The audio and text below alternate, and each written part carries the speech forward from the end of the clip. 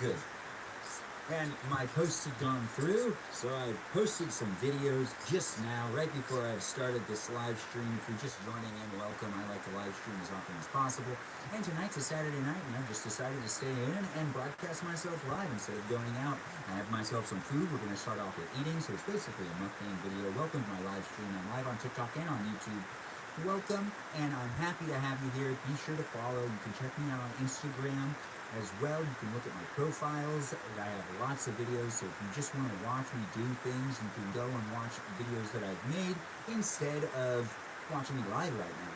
You can watch me live right now too, and watch those videos later on if you want. Regardless, welcome to my community. Feel free to subscribe and feel free to comment, and I do try to answer questions and participate as much as possible. If you're regular here, welcome back, and I'm happy to have you here. Thanks for joining in on my live stream. I'm just double checking to make sure that everything posted on both TikTok and on YouTube. I was late in the game today to post a video, and usually I post videos throughout the day, and today I posted one like 1 second ago.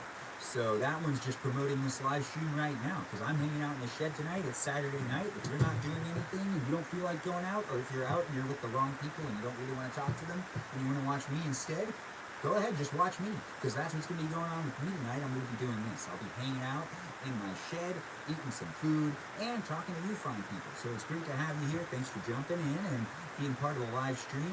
And once again, live on TikTok and on YouTube. It is Saturday night, and we're going to start off with eating.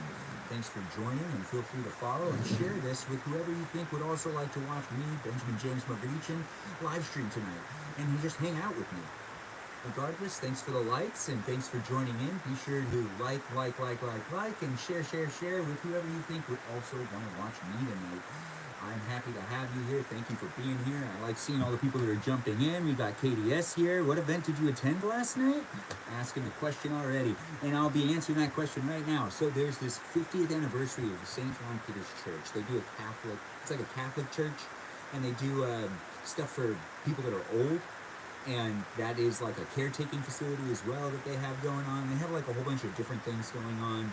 I really honestly don't know everything about them. I just attend the event because my friend, his family's like is one of the donators to it, so they get lots of tickets. So they end up inviting me, and they love me, so they let me come, and they, treat me right, because I respect them, they respect me. It's a mutual friendship where it's, honestly, I've known them forever. So like they are just they're basically family. I used to live with them.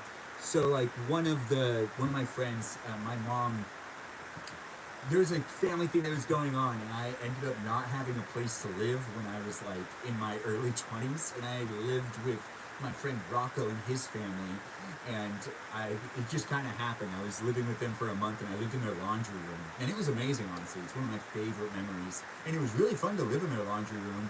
And then I went back to living with my parents after that, but my mom just didn't have anywhere for me to stay when they were in between houses one time. Regardless, it's great to have everyone here. I am chit-chatting, but also getting ready to eat some food. We're just letting other people twinkle on in, and I'm also giving time for you guys to share the live stream with whoever you think wants to watch me eat.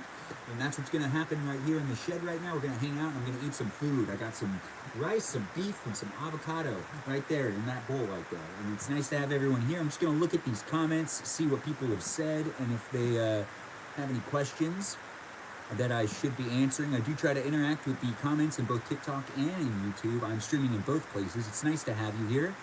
How do you get a Jimmy Kimmel episode? Oh, right. Oh, yeah. Okay, so that, I auditioned for it. I don't know what I'm, like, not allowed to say, but regardless, I just auditioned as a single person, and they were looking for someone to do a bit on, and I auditioned, and they didn't believe that I was single, or a believable single person at first, so I just kind of had to overshare and, really convince them that I'm single, and that the dating world sucks, and it's really hard, which it is really hard, but I'm actually really good at asking people out and being really forward. I'm a very outgoing person, but that doesn't actually make the dating world easier to any extent. No, because it's like fractured right now. People are just really secure about their times, making boundaries all over the place. And really, to be honest, it's just hard to meet up with someone for a coffee or for dinner sometimes. They want to text for a couple of days, it feels like, sometimes not at all. I mean, there's just a whole bunch of things going on with the dating world right now where I feel like the internet's making it better and worse for us. But overall, I mean, we're all going to be able to find someone that's more compatible for us. Also, just, you know, standards are too high, I guess. It's great to have you here on TikTok and on YouTube. I like that I'm seeing, is it raining outside? We got Rem asking me that in the TikTok or in the YouTube chat, and it is not raining outside. I'm in the shed though, but it's not raining outside. Let's see what else people have been saying in maybe the TikTok. Looked like fun. It was a lot of fun, KDS. It was a great event. I recommend it. Thanks for joining in. Yes, I am single. I know, unbelievable, right? Can we see inside your nightstand? Well, I don't know what the nightstand is. What nightstand? We're in the shed. You see a nightstand in the shed? What's a nightstand again? Wait, the tiny table that's next to a bed? I believe that's what a nightstand is. I might not be right, but I could be right. And I could be wrong. Love the energy. Thanks, Juliet. I do appreciate that. It's nice having people here. Dinner at 11 p.m. It's not 11 p.m. for me right now. It's 9:26. It is a late dinner, regardless. If you're just joining in, I'm live on TikTok and on YouTube. This is my live stream. Feel free to follow on Instagram, TikTok, and on YouTube. Thanks for the roses. I'm trying to participate as much as I can with the chat on both of these platforms, TikTok and YouTube, that is. So I would be answering questions when people ask me questions as according to whatever is being done in each platform. But it might get a little confusing every once in a while. I'll try to state where the question's from, so then, you know, there's no confusion. But we're going to start off with some eating. If you've shared it with other people, thank you for sharing the live stream. This is going to be me eating to start it off. So we're going to have some fun tonight in the shed. If you're not doing anything, or if you're with people and you don't really want to pay attention to me anymore, I'm here for you. You can watch me instead, and we're going to start off with eating. So it's going to be like a mukbang video. We're going to have a lot of fun. It is kind of cold in the shed. Welcome to my live stream. Feel free to follow though, and also feel free to share. We're going to start eating right about now. I'm talking really fast, so I do need to bring it down a notch. But I do realize that the TikTok framing is perfect. But the YouTube framing, I feel like I'm just going to push the camera just a tiny bit this way so you can see me better in center rather than side. Yes, like that. Well, now I messed up the YouTube one. There we go. And we're good. Welcome to my live stream. Thanks for being here. I appreciate everyone coming in, pushing like, sharing the stream, and just, you know, supporting me in general. This is a lot of fun. We're going to see what's going on. We've got lots of people coming in, and when it comes to not YouTube, LOL, that's TikTok. Oh, hey, Andrew. It's nice to have you here. Oh, thanks, Javier. I do love doing the live streams, and I appreciate the roses and all the support. Steak, you're eating dinner? Good, we'll eat dinner together. It's going to be a lot of fun. If you want to get some food and eat with me, you can do so as well. I'm not in charge of you. Regardless, it's a Saturday night, and if you're looking to just hang out with me, Benjamin James Margaritian, that's something for you to do right now. We're going to be doing it right now with the eating and hanging out, so feel free to share it with whoever you think would also want to hang out with me as well. We'll talk about things, we'll rap about things here and there, but it is also, hold on one second, just trying to make sure. Oh, thanks for the follows. I appreciate everyone coming in and being part of the live stream. Feel free to share it with whoever you think would also want to watch me, Benjamin James Margaritian. This is some teriyaki sauce, by the way. Now, this is rice, beef, and avocado, all inside of a bowl. Now, I did not make this stuff. It is just from a restaurant, but it's like, you know, not paying me to sponsor them, so I'm not going to say what restaurant, but it is a great restaurant. How many people are walking in dungeons? I don't know. Regardless, I'm sure there's dungeons somewhere. Let's see, there's someone. Oh, what's up, Deli? Thanks for being here. It's nice to have people. Oh, thanks. Thanks for liking my video. I do appreciate the support. And I'm happy that I'm amusing you. So let's just have some fun and eat some dinner together. If you're not eating dinner, you can just watch me eat dinner. Regardless, we're having fun if I do say so myself. Or at least I'm having fun. But that's because I'm eating. I really enjoy eating.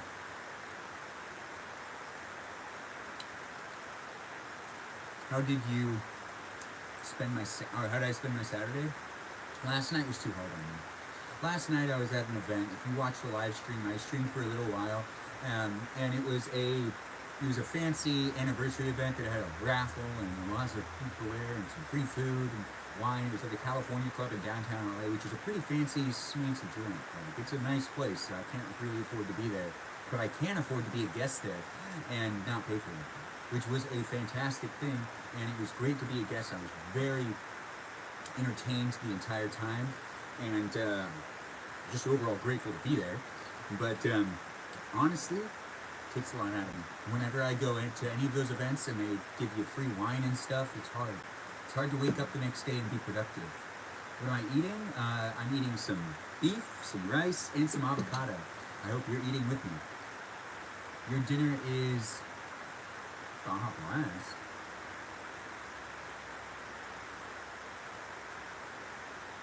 How long was the event? It ended at like 10, but I really didn't get to bed till at 3. And then I didn't sleep very well.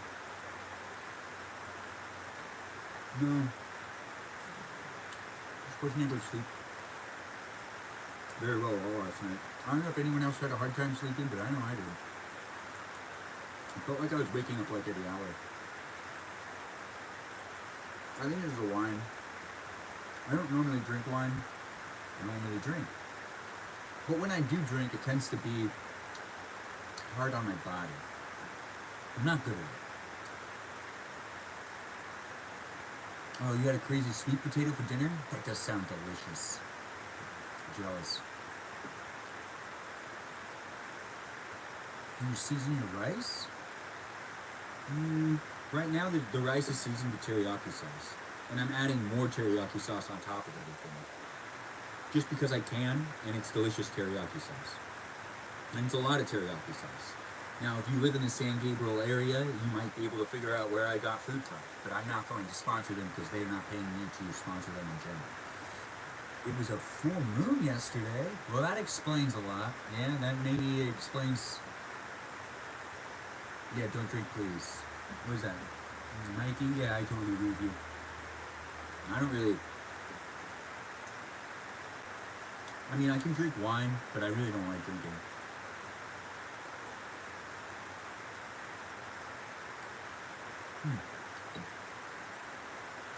And I put a bunch of rice,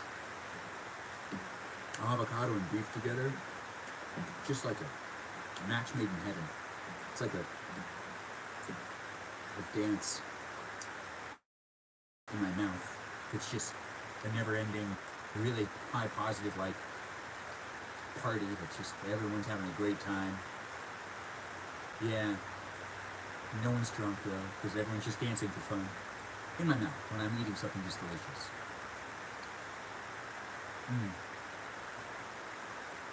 What do you do for a living? I'm a multimedia artist. I work in the entertainment industry. It's nice to have all you people here. Thank you for being part of a live stream. Eating.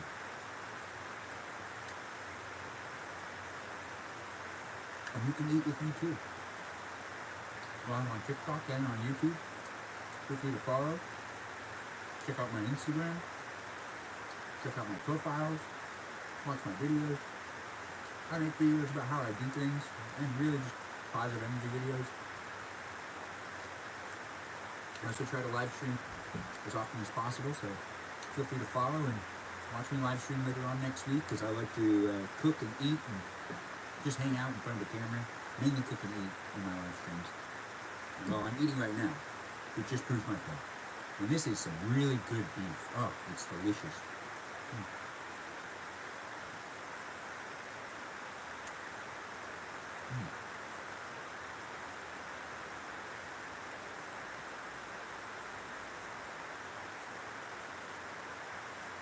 What's good for me overall?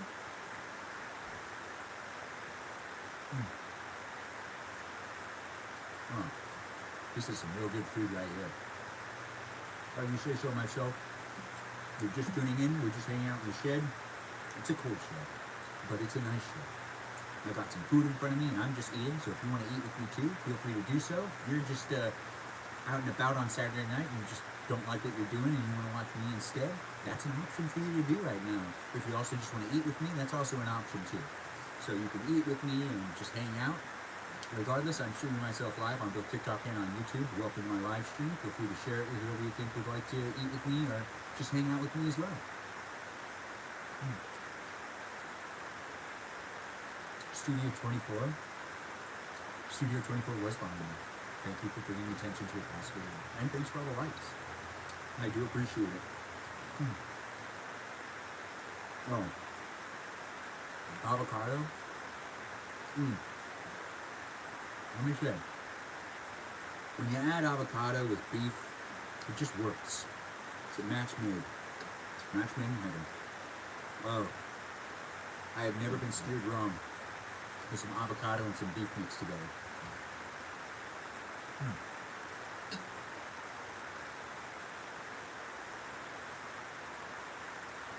Alright, Andrew, I pretty much ate all my Halloween candy. Your tummy hurts, man? Maybe take some Tums. TikTok's notifying me to encourage my viewers to share my live stream, which I guess I'll just say that out loud.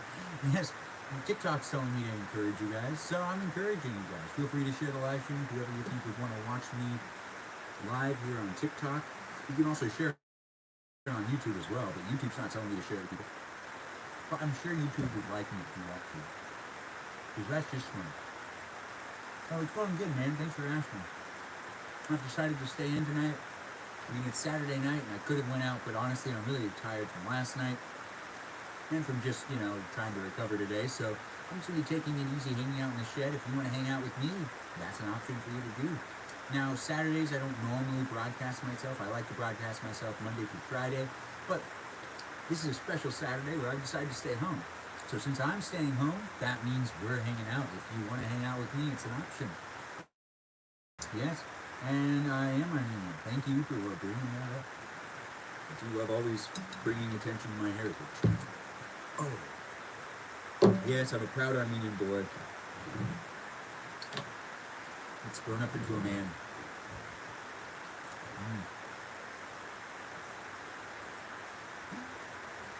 But, I don't know, today I've also felt like I haven't been able to get enough water in my body. How can you read that far if you're on TV? Oh my goodness, good. Thanks. I don't know. How can I read this far? Well, I just realized that the stuff I put up last time I live streamed is all falling down. I guess the shed needs to be worked on a little bit tonight. Regardless, that's not really what I want to do. I want to relax and have some fun with other fun people, and maybe we'll watch something together. I don't know. Regardless,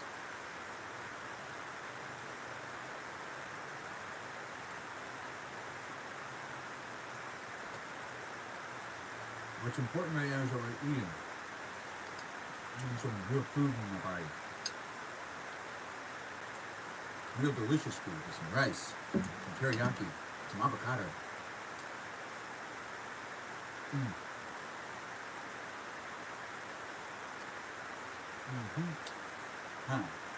What was this said? Oh, I could see people were saying things on the YouTube stream. Sorry about not answering those. You're confused too. Comments, are you reading, responding to? Oh yeah, I'm responding to comments that are on TikTok. Sorry about that, YouTube. If you're just watching and you're on the YouTube stream, I am also live on TikTok at the same time, and I'm interacting with the chats in both YouTube and on TikTok. It's nice to have you guys here. I'll try to be more clear about that, but it's nice to have you, Ray, and all of you others. Thanks for joining in on the live stream. Do the neighbors know you hang out in their shed? It's my shed, but the neighbors don't really care, I think. I mean, I've seen them every once in a while, but it is nice to have neighbors in general. It's not that type of shit, but thanks for throwing it up. And then when it comes to the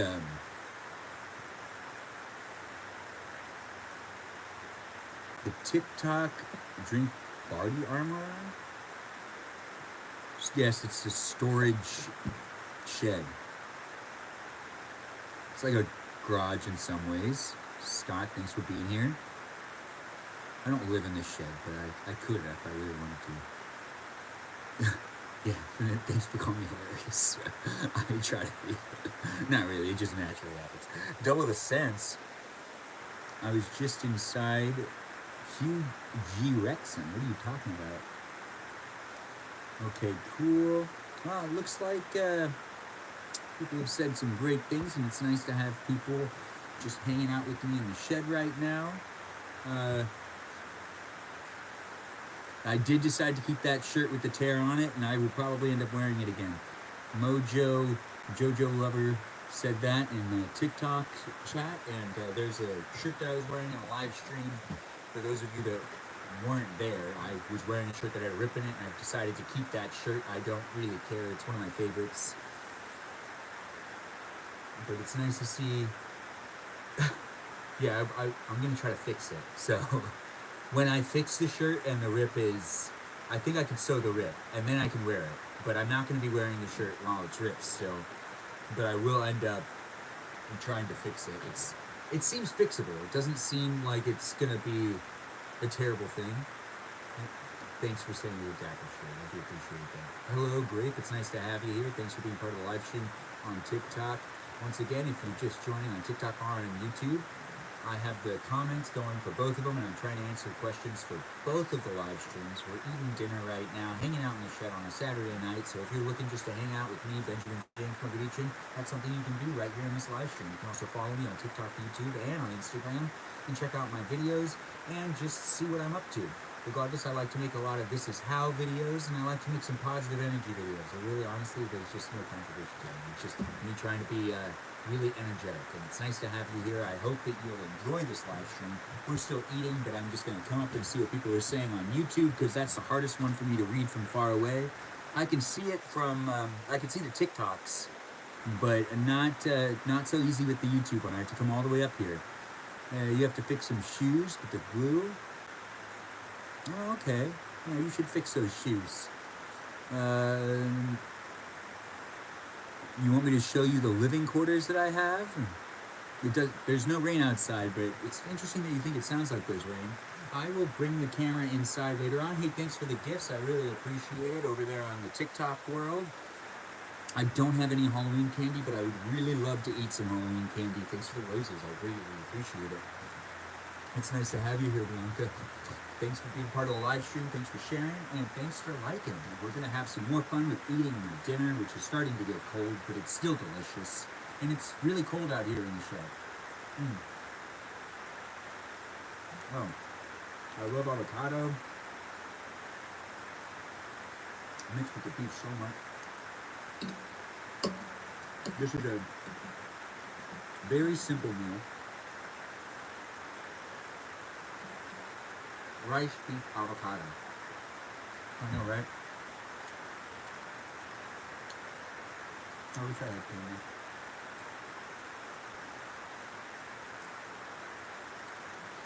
I'll probably get some Christmas candy soon. And we can all eat candy together in my live streams. If you want to eat with me, that's an option. And more candy will come into the equation later on, so we can eat candy in the future. I don't have any candy at the house tonight. I have chocolate though, but like hot fudge chocolate, and I might eat that later. I also have like minimal candy, like blow pops and stuff, and gum. But nothing chocolatey. Well, actually, I do have the chocolate. I just said I have the chocolate, but our chocolate fudge. But you're making ramen. Nice. Ramen's delicious. I don't make ramen very often. Thanks for being part of the live stream, both on TikTok and on YouTube. It's nice to have you here. We're eating some dinner, some beef, some rice, some avocado in this nice bowl right here in the shed, which is kind of cold, but still nice overall. It's fun to be out here, and it's fun to be with you. Thanks for joining in on my live stream. Feel free to share it with whoever you think would want to watch it. Follow me on TikTok, YouTube, and on Instagram, and you can watch me do a whole bunch of different things. But right now, we're just eating dinner, and if you want to eat dinner with me, that's an option for you. If it's a Saturday night for you that you've decided that you don't like the people you're with and you'd just rather watch me instead, well, that's an option for you right now. You can just watch me. And if you just want to watch me and you aren't going out tonight, that's also an option too. Also, if you don't want to go out and you just want to watch me instead, there we go. It can happen. See, I'm here for you. You're here for me. We're all having fun.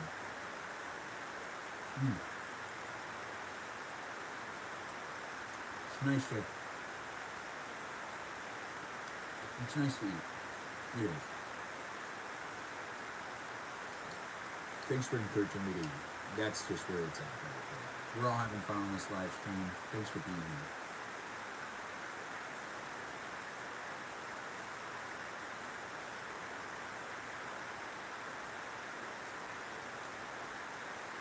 What's my favorite meal traveling? Louisiana had really good food. I don't even need to really think about that. Louisiana had some great food. There is good food in Louisiana, that's for sure. Especially Baton Rouge. They got some great restaurants there. That. And also there's a little place in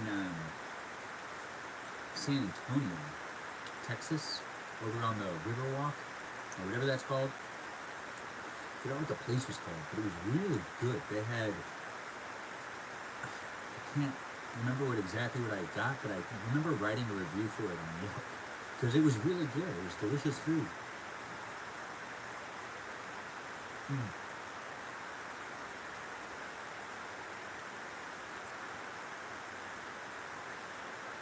Thanks for calling me handsome. What am I eating? I'm eating beef, rice, and avocado, mixed with some teriyaki. It's nice to have you here, and this is what I'm eating. I hope you're eating something too, or I hope you're just having fun watching me eat.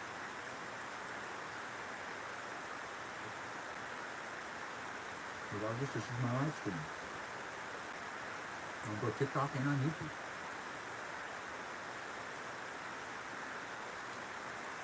Appreciate the handsomeness. You're eating pizza rolls. Man, pizza rolls are really good. Underestimated, honestly. And it can be a full meal.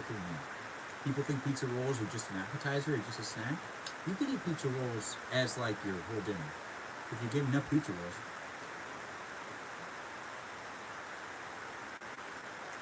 I can see your messages. Did you say something before that? Maybe you did. Here, let me just go up. Loki, I can see you.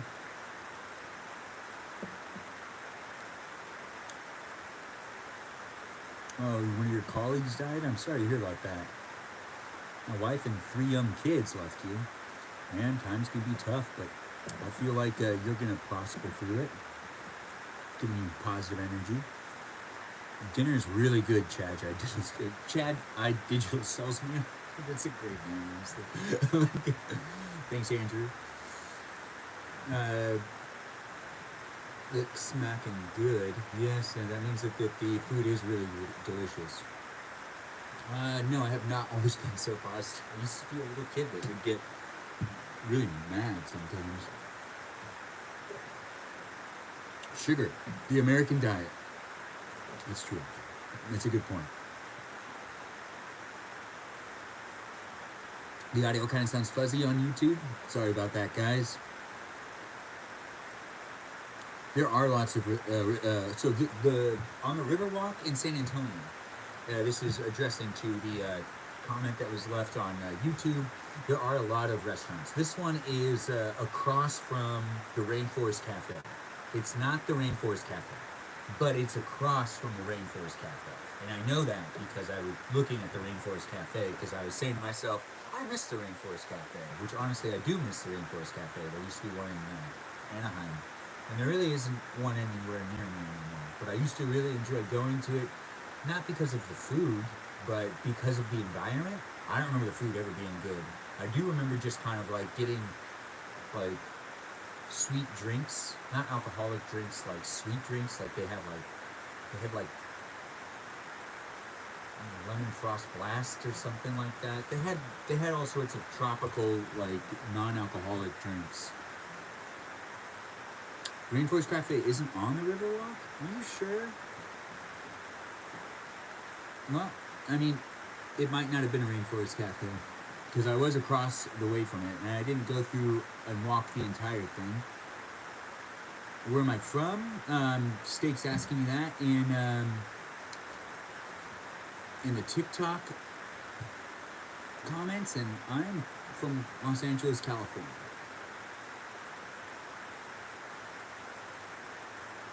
Blink twice if you need to be rescued.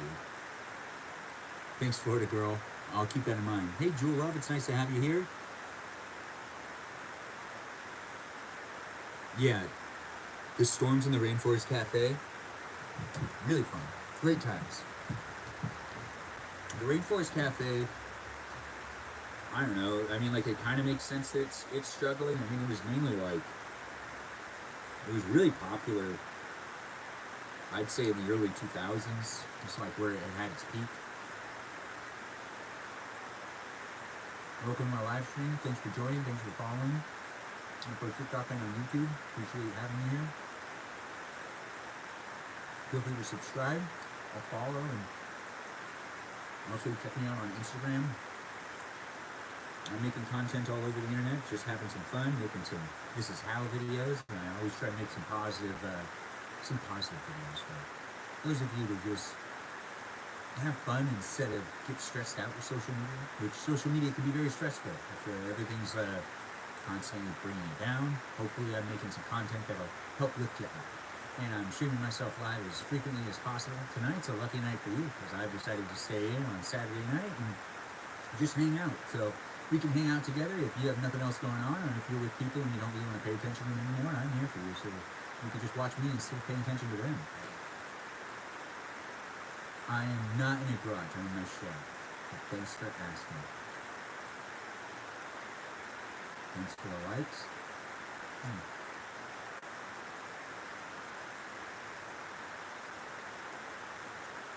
My voice is good for you.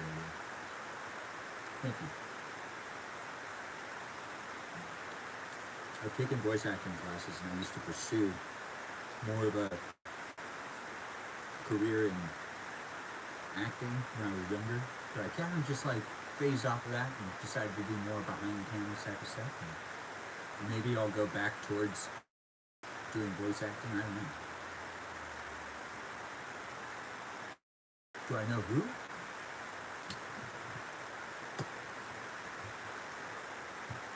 I don't know who Jeremy is.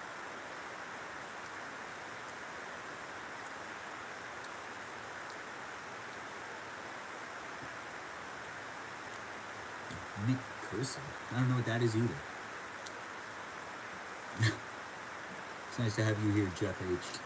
I'm really positive in the comments of the YouTube stream, and I appreciate you being here and watching the live stream. If you're just joining in, we're just eating dinner and in the shed, hanging out. I'm here for you. If you're looking to do something like this on Saturday night, instead of death scroll or pay attention to the people you're with, you can watch me. I'm broadcasting myself live on TikTok and on YouTube. You can watch me on either of those platforms, and you can also see what's going on with me on Instagram.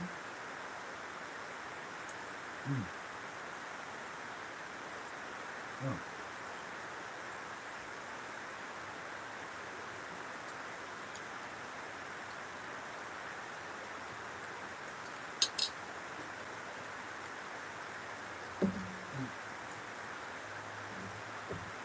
Just checking my phone. Yeah, I've been somewhat reliable today. Multiple people have reached out to me, and I haven't really actually gotten back to a lot of them. I felt a little under the weather today because overall, last night was an event that I went to, and it did take a lot out of me, and I'm not used to staying up till 3 in the morning. It's not something I do on a regular basis, and it's not something I can do like I used to. Now, when I was in my early 20s, I used to be able to do that all the time, but it did have its effect on me mentally, and I just didn't really pay attention to that. But it's important to get a lot of sleep, so I slept most of the day. I've been drinking water. Feels like I can't get enough water. You know what I mean? Am I an actor? I can be if I want to be, and that's really the reality of it.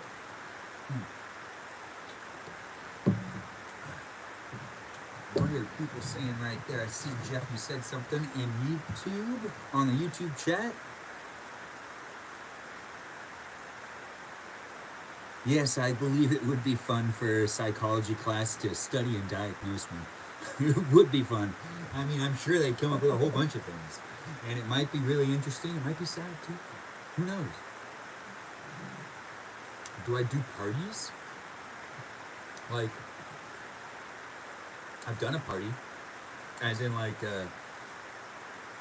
some parent hired me to, or one of my friends hired me to host a party for his daughter's like 8th birthday, and I had to pose as an Australian outbacker that had a mystery for them to solve, and really it was like it was an acting thing. It was fun.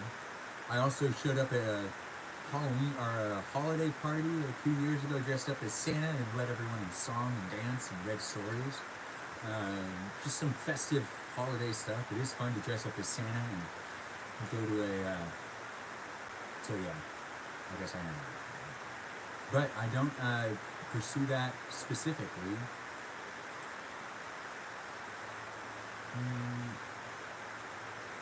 Spending more time there? Oh, when did I start spending more time in the shed? Well, I mean, I have it, and I actually really love coming out here. But it's starting to get really cold. It's not the best place to be right now. But it is great to have all you fine people in here. Thanks for joining in. Thanks for following and being part of the live stream. Feel free to share it with whoever you think would also want to hang out with me, Benjamin James Margadichin, while I'm here in my shed, eating some food, some beef, some rice, some avocado. We're just hanging out, eating a late dinner on a Saturday night, hanging out together. If you're looking to hang out with someone, that's what I'm doing right now. I'm just hanging out. I'm not going out tonight, so you're lucky.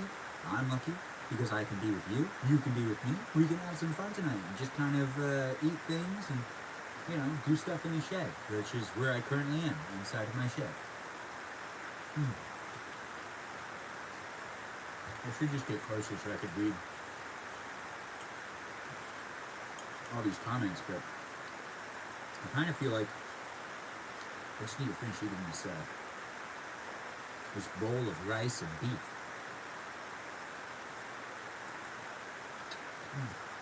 Let me see.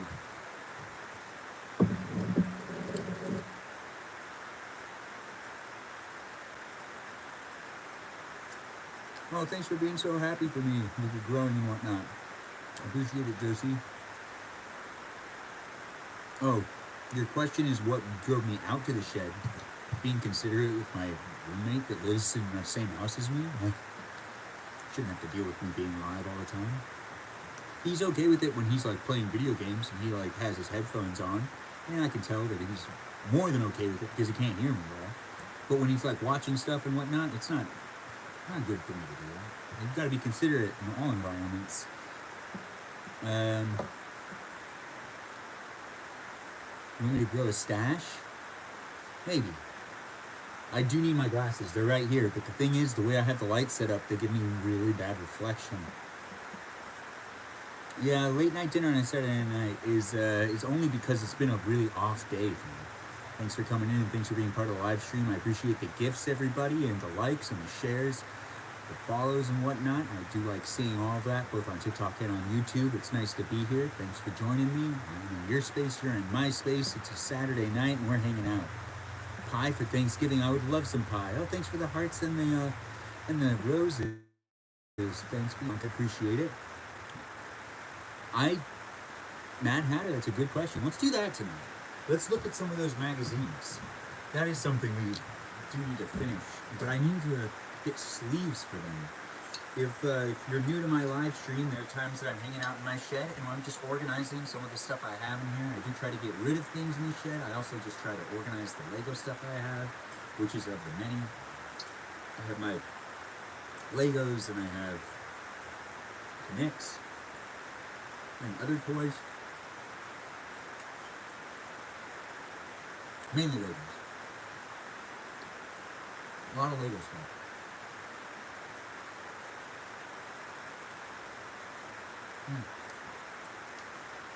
let me just keep eating this stuff, and I'll get around to coming up and reading more of these messages. I can see that it says I have new messages, but since I scrolled up, it's not going to just display them, so I got to go over there and click it.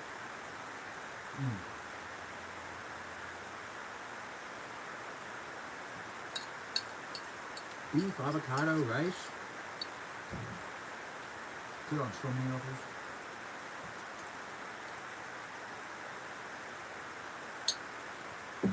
I hope you had yourself a good dinner tonight.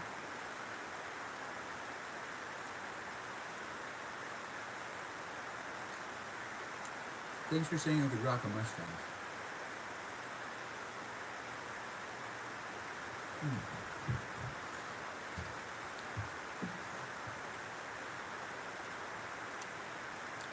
I don't know if there's anything you should be investigating. But if there is, I'll be sure to bring it up again.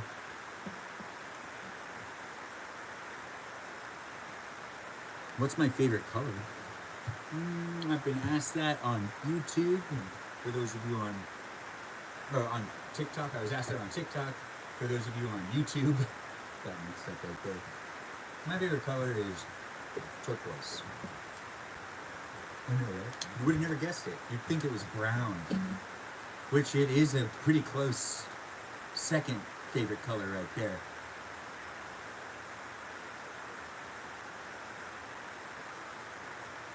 What does what look like?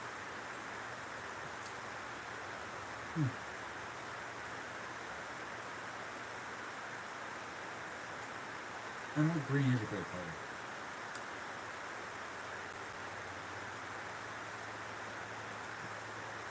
Those of you that are on the YouTube stream, there's more happening in the TikTok chat, but I'll try to keep you informed on the YouTube stream on who's saying what, so you've got more of an understanding of why I'm answering certain questions, or who I'm talking to. It can be confusing. But over there in the TikTok world, more people usually are watching me on TikTok, and it's nice to have all you great people. Thanks for watching too on TikTok and on YouTube. Feel free to subscribe to my channel, or just follow me and watch my videos, share my videos, share a live stream if you think you want to. Favorite Christmas movie? My favorite Christmas movie? Christmas Comes But Once a Year. It's a short film. It's an animation. It's like 15 minutes, but it's technically used to air between movies during the holiday season. Back in the day, it's like a 1936, 1940, I think 1940 something animation, but it is my favorite, by far my most favorite Christmas movie. Even though it's a short film, you might debate that it's not really a movie, but it is to me, and it really is my favorite thing to watch in the holiday season. It's only 15 minutes. You can watch it on YouTube. You can also watch it on Amazon Prime. It's in I think it's called Holiday Classics, which is an assortment of short cartoons that are just compiled back to back, and it's one of those. Hello, nice to see you here. Thanks for being in the live stream. Feel free to share it with whoever you want to share it with that you think would also like to watch me, Benjamin James Megalichin. I'm streaming live on TikTok and on YouTube. Thanks for all the likes. Thanks for the gifts. I appreciate it. And we're having some fun. Watch it later? Yeah. Yeah. So if you also want to ever watch my live streams again, and you feel like you just love to see the live stream again, they're uploaded in their entirety on YouTube, but not on TikTok. So if you do want to rewatch any of my live streams, or if you have to leave now and you'd like to watch the rest of this live stream, you can do so, but you can only do it on YouTube the day after when it gets uploaded. And it's a fun thing to be able to watch. If you like to watch me live and you want to see me kind of go back and forth and talk to two different cameras for about 2 hours, most of those videos are that. And sometimes I have a real activity. What state am I from? California. I'm in California, man. The southern part of California, over in Los Angeles County. Now, there's a lot of us in Los Angeles County.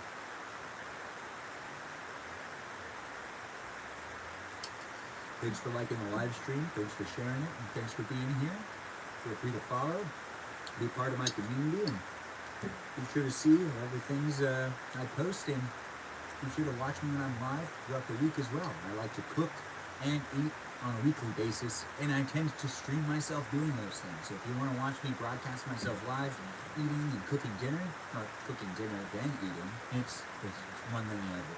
If you want to do that, you can do that. That's an option for you to be able to do, because I like to do it, and I've been doing it for about 4 or 5 weeks now. This is about the 5th week, going into the 5th week of streaming myself live. So I'm still figuring out my formats and where I like to do it, and it's nice to have you here. If you have any feedback, feel free to let me know. Your dad is in Sacramento. I have cousins in Sacramento. Yeah, Sacramento's a nice place. Yeah. I mean, I don't really know, but I couldn't tell.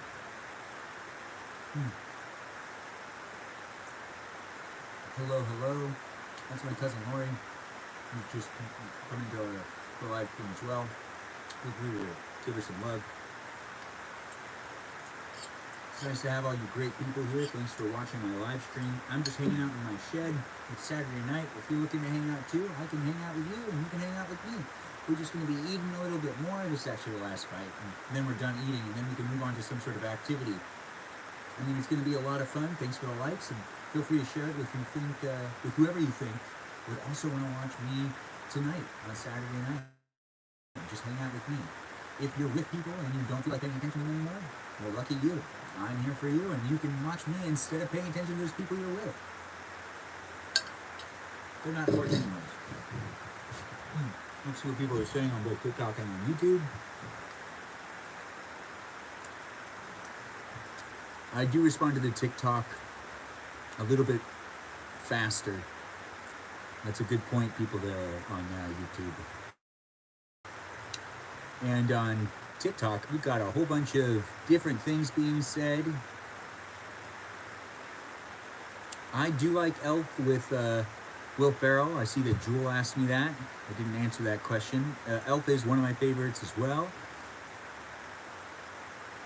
What am I eating? I was finishing up rice, avocado, and beef. That's what I had for dinner tonight. I hope you had yourself a good dinner. It was nice to eat the dinner with all of you fine people, both on TikTok and on YouTube.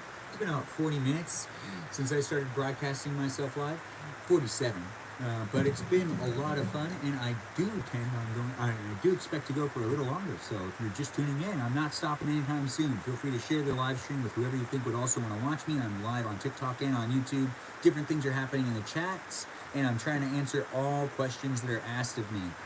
But sometimes, one slips by, so feel free to answer, or feel free to ask the question again so I can give an answer. I do not live in the shed, but if I did live in the shed, it wouldn't be that bad.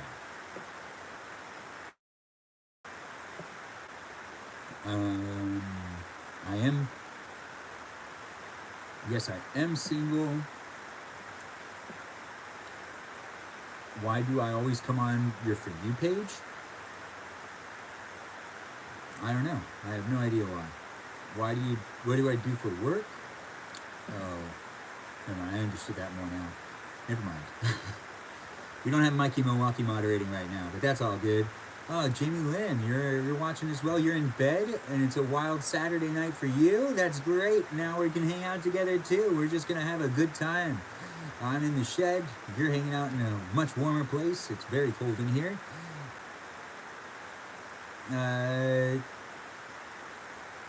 The shed is kind of cozy, but honestly, it's letting in a lot of cold air. So I need to figure that out for later. My ethnicity is Armenian. Thanks for asking, Ricardo. I hope that was good. Abby Lee, that was really funny. I see other people are still laughing at that. I am quite handsome. I love seeing that compliment. Thank you. Thank you for telling me I'm handsome. What activity are we going to do? Let's jump into something. Jewel Love, I forgot to ask, did they cut down the tree in the Lego story? I really actually don't know. But we'll have to look into that. Maybe a Google search later.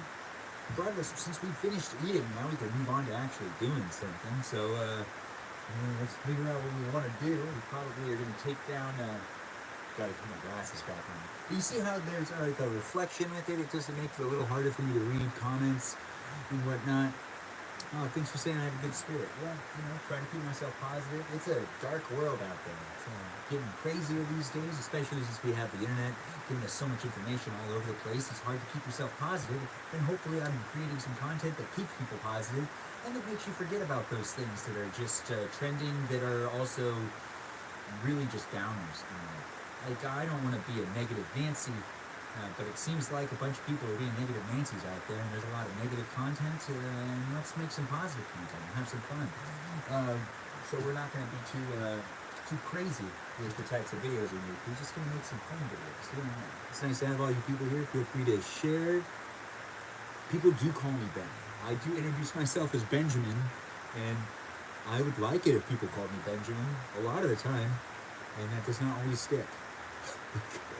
No. My style inspiration?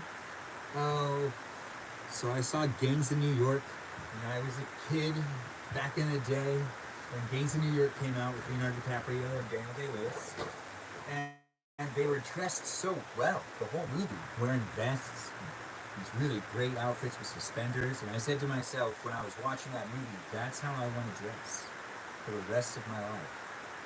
And I've been trying to successfully pull it off. And I still got some style to update on that. And, still have to find the type of pants I really want to wear at the end of the day. Which are plaid pants. I just can never find good plaid pants.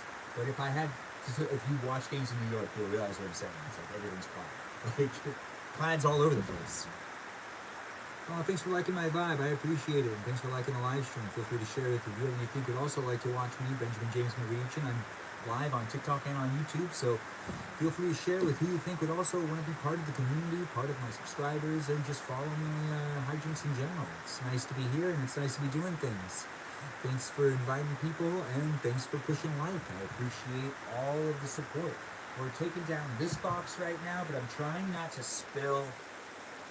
Like, there's a box on top of it. I just also need to actually, now that I've realized it, I spilled a little bit of rice and stuff on this. I'm gonna put my bowl over here, because I was eating dinner out here in the shed, and if you're just tuning in, we already finished eating dinner. It's nice to see how many people are here, both on TikTok and on YouTube. Thanks for joining. We're just hanging out this Saturday night, and I hope you're done just hanging out with me too. We're trying to keep warm too. I feel like this is just going to fall right when I take this box out. So we're just going to take this down. Maybe? No. Why can't I push it onto that? There we go. It just didn't want to go there at first. Now this is one of my filing boxes. This one has Legos, booklets, and Lego magazines. All from the 90s, all a great decade. So basically a time capsule. Things that my mom bought me, my aunts bought me, and the magazines that I used to circle what I wanted in them, so they're old. Like this one right here is from the year 2000, and it's the Explorer New Worlds, when they had the dinosaur ones come out, but they were like not really affiliated with Jurassic Park, but they were at the same time. It's all very confusing. They also had a bunch of soccer Legos that were coming out at the time, which is like a foosball thing, which was a set that you could make like different little blocks that would go together, and then you could create like a soccer game.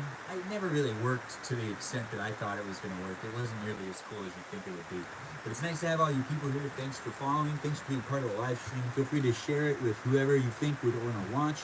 We're going to do some organization tonight, so it's going to be a fun Saturday night in this house, or in this shed. Really, it's going to be great for me to be able to do this with you. So if you want to just share it with other people that you think would want to organize some stuff, Well, I mean, that's what we're doing here. So we're going to have some fun, and starting it off, we're just going to go through some of the magazines that I've already started to talk about. This one's the Explorer magazine, which had the products from fall 2000 for the Legos. We also need to see what we can build. What should be the next project that I do?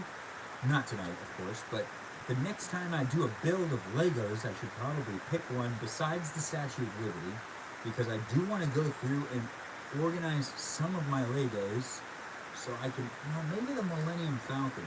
This was the Millennium Falcon from, I believe, the early 2000s, the first version that was a build that also had some funny other builds inside of it, but they really built this one up so that you could play Star Wars with Episode 1. It was the Millennium Falcon from Episode 1 because Obi-Wan Kenobi is in the Millennium Falcon with Luke Skywalker, which, it's very specific to being the Millennium Falcon that was for A New Hope.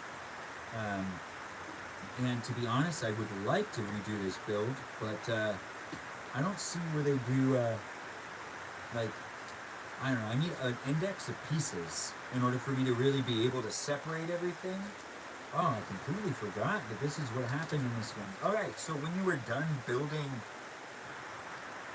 there's only 21 steps to build. Oh.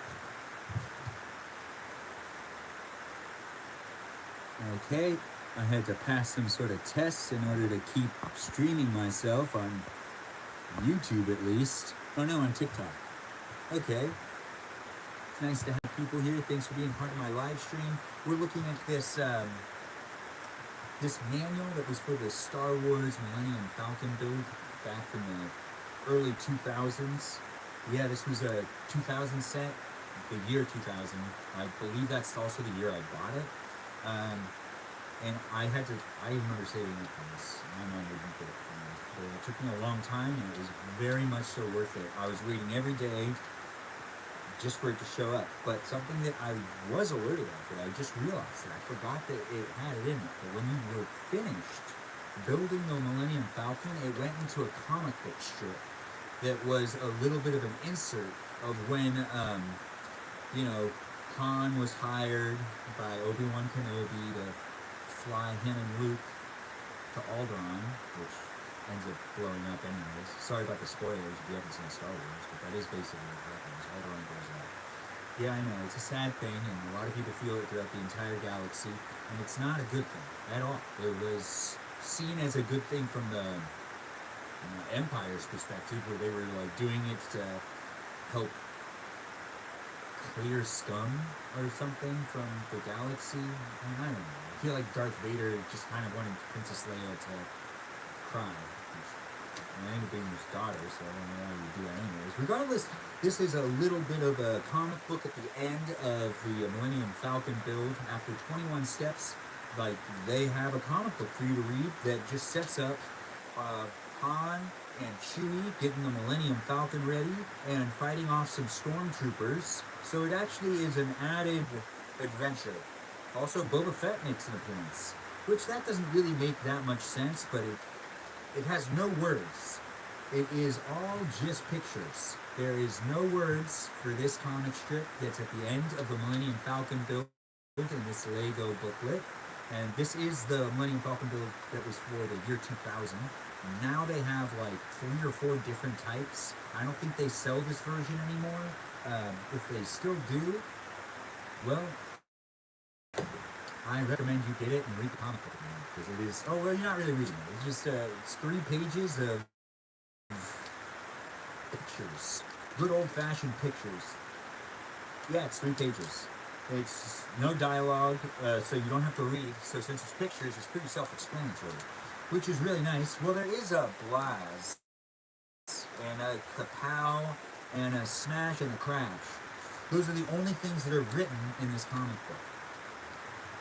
It's not really a comic book. It's comic book inserts in a Lego build booklet.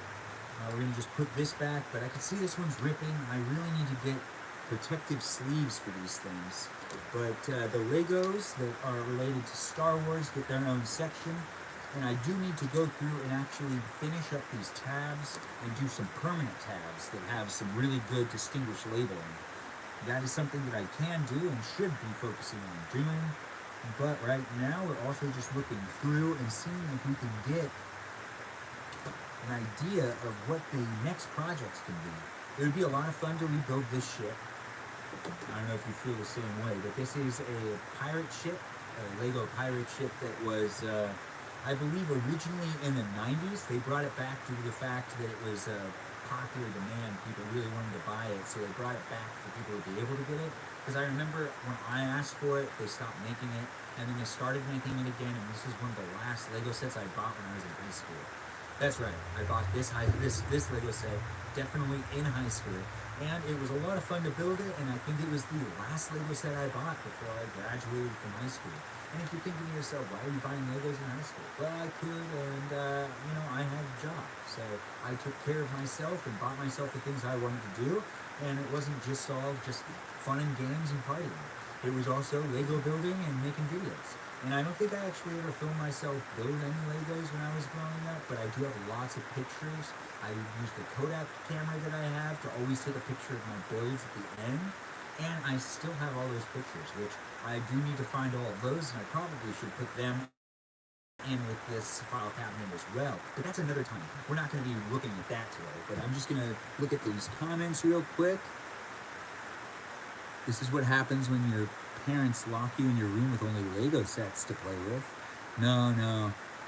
My parents wouldn't lock me in my room with only Lego sets to play with. I had to go buy them. Oh, thanks for saying I have some Jim Carrey vibes, HBB. That was some comments there on YouTube, and it's nice to see people are interacting with me on YouTube and on TikTok. Hi, Lucid. It's nice to see you. Juliet, Legos are fun. Yeah, it's nice to see that you're interacting too. It's great to have all you people here. What's on that shelf?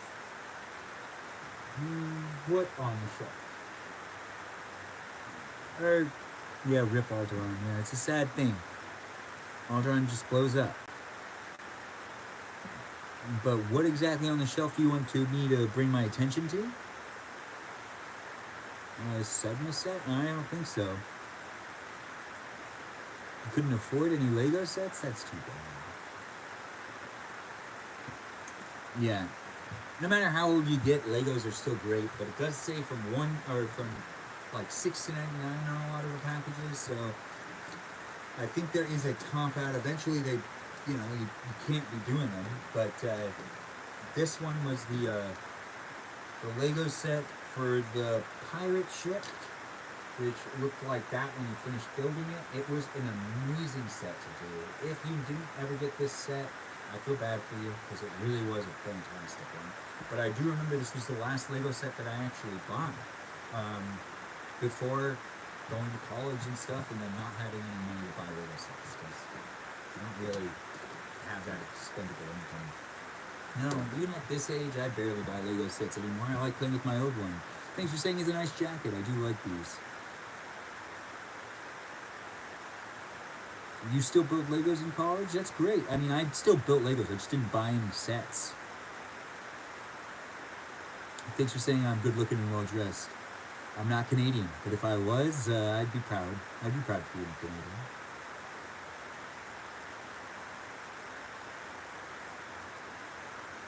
He's my twin, Jason Robert Brown? Maybe. I don't know who that is, Sebastian, but I'll look into it. It's great to have everyone here on YouTube and on TikTok, streaming live in both places, interacting with the chat the best I can. And if I don't answer your question, feel free to just ask it again. You can also follow me on Instagram. You can watch my videos on both YouTube and TikTok, in the shorts and in my profile, and you can just see how I do things. Feel free to watch those videos, push like, and share with who you think would be interested as well.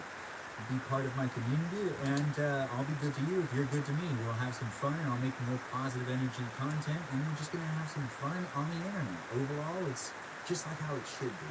The internet should be a place for us to have fun, not necessarily get riled up about things. Nope. I mean, it's a great place for information, but is it? at the same time, it can be a bit weird. So let's just have some fun on the internet these days. That's what's going on, at least in my corner. And so if you take the time to subscribe and be part of my live streams, you're going to see that it's just about me having some fun and trying to involve you in that fun that I'm trying to have. So it's about having some positive energy and just being cool. Let's see. So what content or what context do you do? Oh, a lot of this is how videos. Just really fun. Oh, very famous in the Broadway community? I'll have to look into that.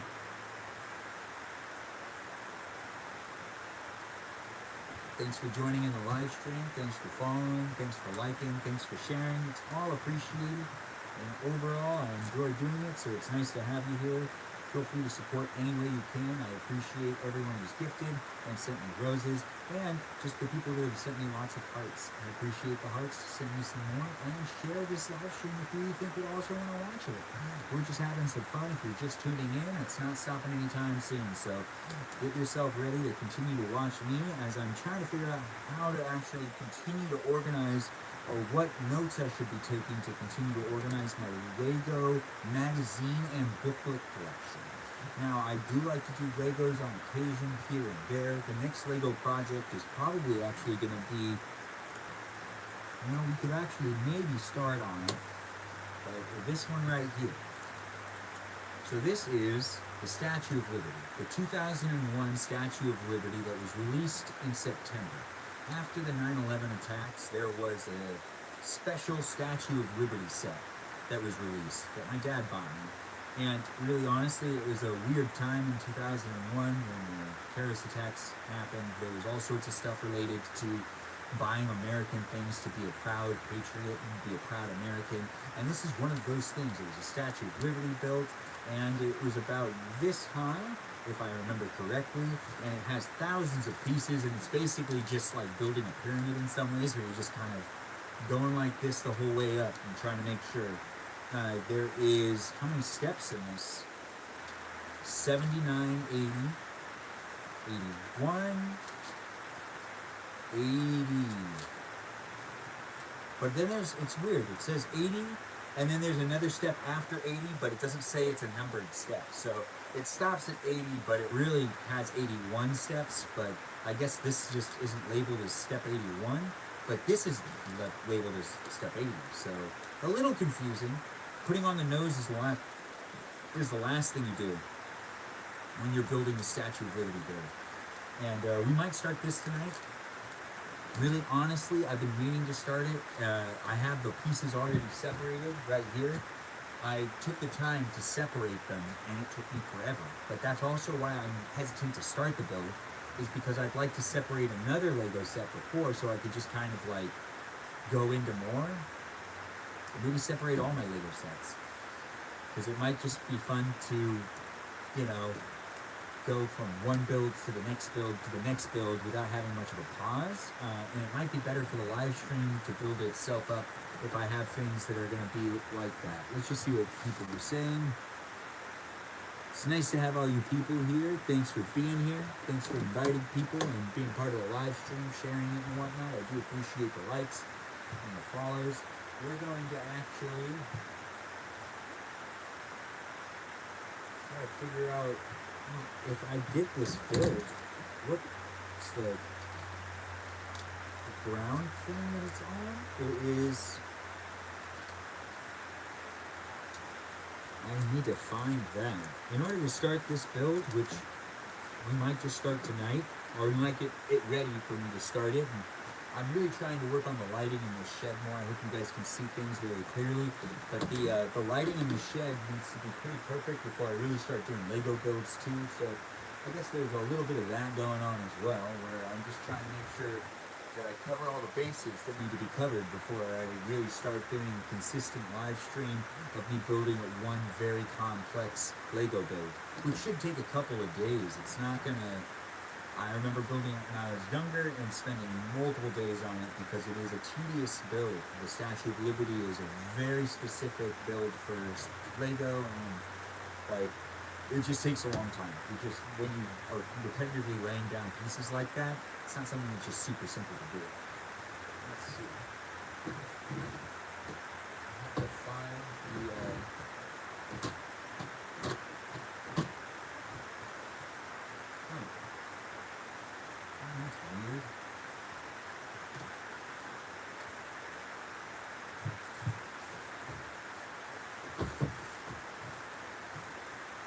I should have some plates that are supposed to start the build. They're not here. They might be up there. Oh, crap. If they're up there, that's going to take me a while. The shed is still getting organized, and it's a place that I consistently come into and try to do little projects of organization and whatnot. So if you're just joining in, thanks for being part of the live stream. It's fun to be here, and it's fun to be doing it. So I hope you are enjoying yourself, and feel free to ask any questions in the chat, and I will answer what I can when I get around to it.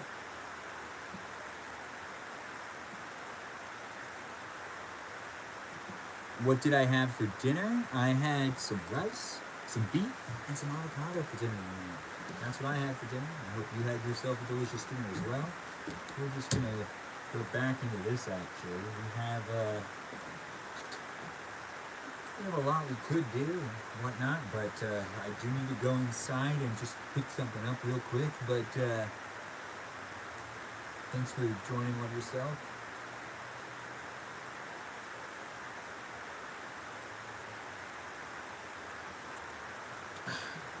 I need to get some more water. I might get some fries, but I do need to take back my plate.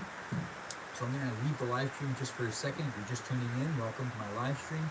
I just have to step out for a second. I'm live on TikTok and on YouTube. Just going to get some water and a little bit more of a snack, and also take this bowl back. Because I ate my dinner out here in the shed with all you fine people, and now I get to take the plate back and also fill up some water. So just hold tight, and I'll be right back. Thanks for watching, and thanks for being patient. We're going to just continue to hang out in the shed, but I just need to go inside for 1 second. So just hold tight, and I'll be back. They are not replicas.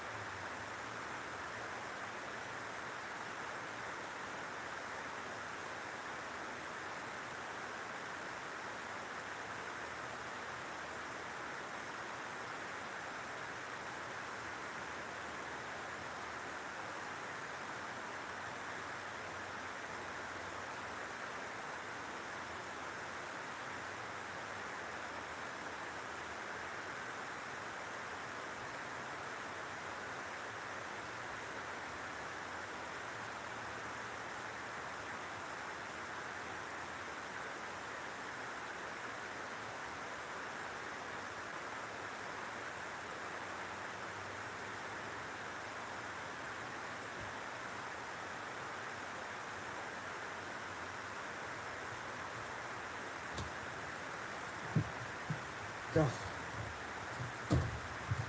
Oh. Walking outside, or walking inside, then walking back outside is a huge mistake. Regardless, it's because it's so cold. I just realized how cold it is out here in the shed when I walk into the house, and I walk back out of the house into the shed and realize it's actually really freezing in the shed. It's very cold. I got used to it, but when you walk back into a warm environment and you walk out of that warm environment, it's kind of like a shot to the heart. It's piercing when you walk out in some cold. And it is really cold out here. I need to get one of them heat lamps out here. That's something I'm also going to have to put on the to-do list. I need to get a heat lamp for out here, because I do like streaming out here. It's actually a lot more fun. It's an entertaining place to be, and it really justifies the purpose of me having a shed.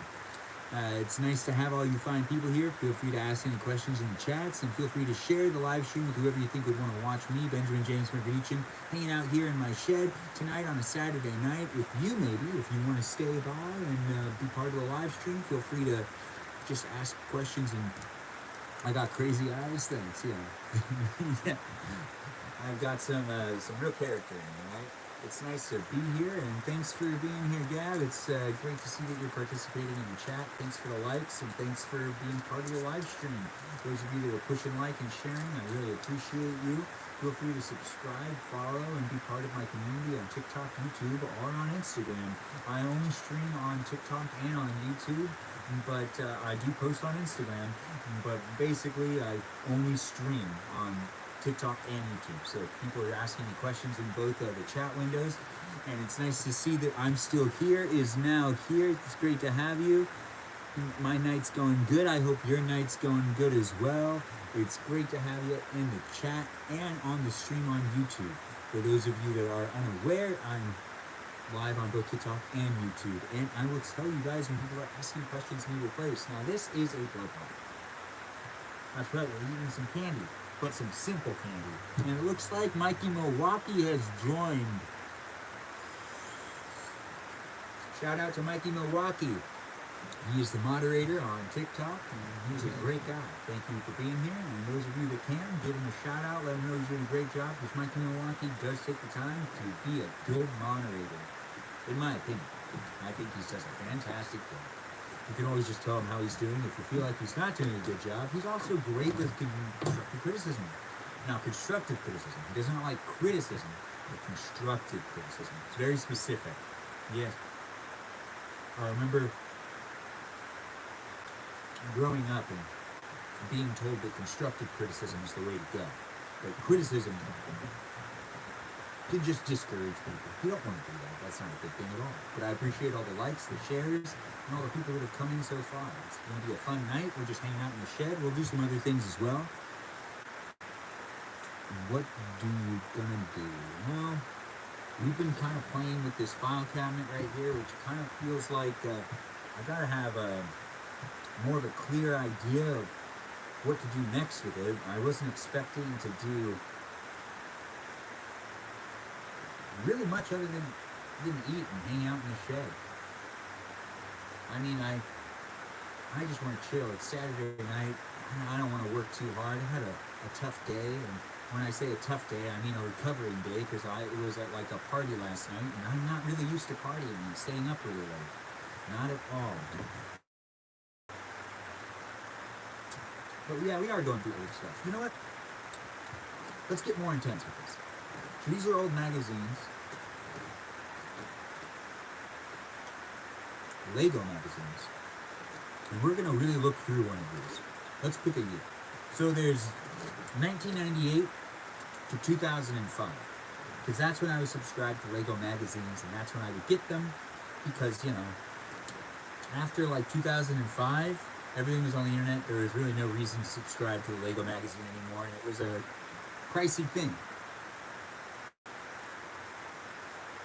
I was not born in 1903.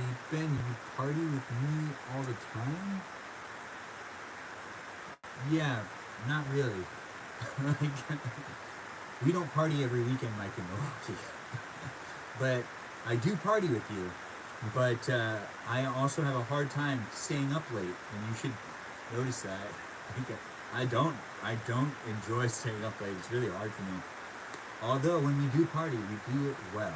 We do it really well. It's nice to have all you people here on TikTok and on YouTube. It's nice to see you. It's nice to see I'm still here. She's chatting away over there. You were sleeping early tonight. Oh, okay. Exploring magazine. Okay. It's nice to be here, so I'm happy you enjoy seeing me. You were born in 1998? Then let's go through the 1998 catalog. That's how we're going to figure it out right there. Thanks for the roses. Thanks for supporting. Let's see. Well, 1998 or Can't Stop Lego Action from 1998. This is the magazine that was the magazine that promoted all the Legos that you could buy in 1998. And it's a shop-at-home magazine where you just mailed in what you wanted to buy, or you could go online, but you had to use your dial-up.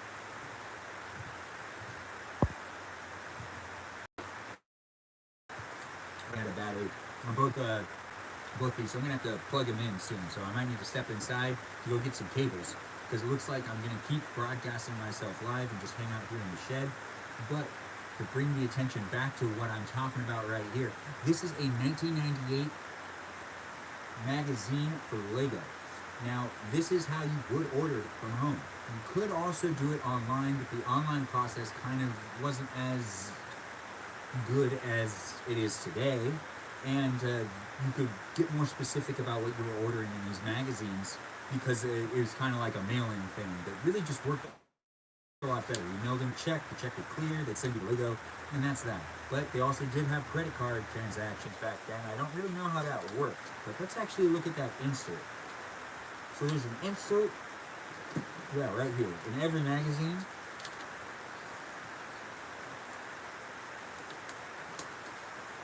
You can see that, right? This is the insert that you'd have to fill out and send in. And it's basically the exact same thing you fill out online. It's just paper form, and then you mail it. It's just like that. You put down the item number of what you wanted to order, and you'd also have to write down you'd have to also write down the price. And do all the math yourself, and then tally it up at the end, and then send in the check that also had the amount that's specified. Or you could do the credit card box right there, which you can see. You can fill that out, and I guess they just run your credit card. They also had a 24-hour-a-day. Oh, I wonder if this still works. It says call anytime to order Legos, and it's a 24-hour-a-day line. It was 1-800-453-4652. They also had a fax number, which was 1-888-FAX-LEGO. And you could fax and place a Lego order that way as well, and you can get yourself some Legos. But we're going to just take it back to the beginning of this magazine, because this is 1998, and this is what they were selling people in 1998. Now this is also the holiday edition. So it's the Shop at Home 1998 holiday magazine for Lego, and they had this as the first thing that you'd see. It's a train set.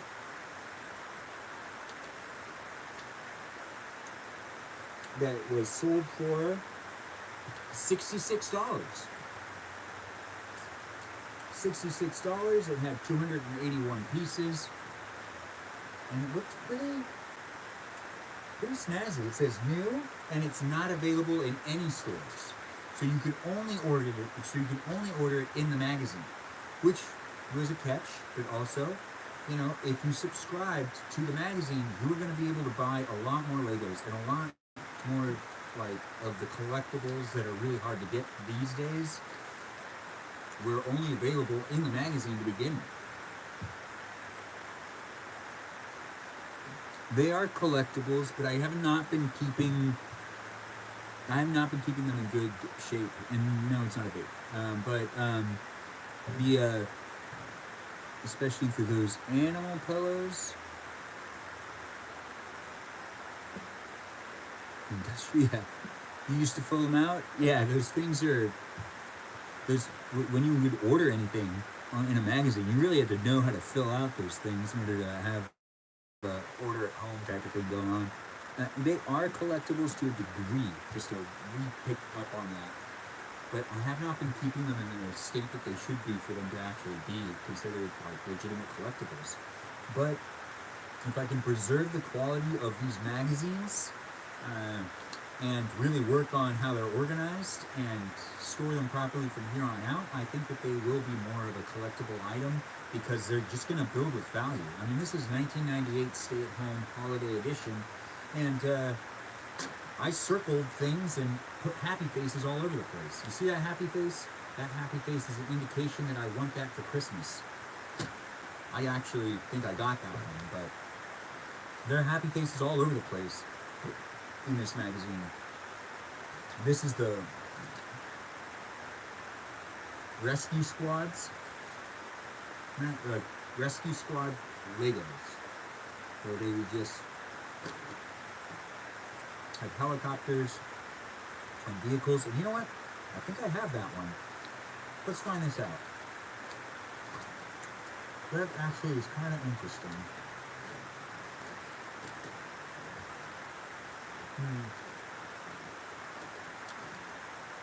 Nope. If you're just joining in, we're just having fun with some Lego booklets and magazines. Thanks for joining my live stream. I'm on TikTok and on YouTube. Feel free to share the live stream with whoever you think would also want to watch me hang out in the show. It's Saturday night, so if you're looking to hang out with me, you can do so. That's what I'm doing right now. I'm hanging out with you, and you're probably hanging out with me. Let's see. I'm trying to find these rescue squads.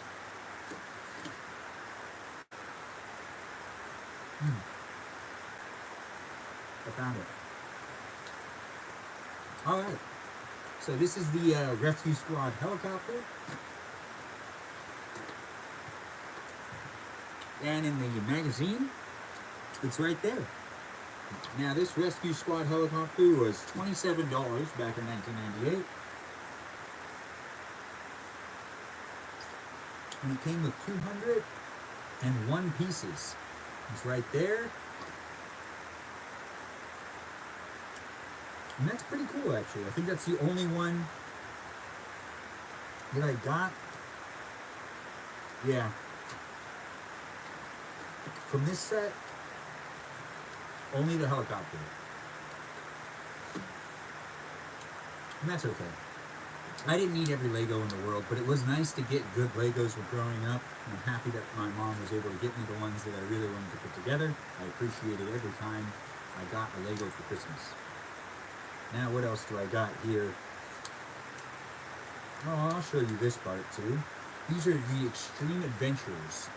Now, these were Lego sets that had like off-roading vehicles and racing cars and planes and whatnot. Just right there, that was something that they had going on in 1998.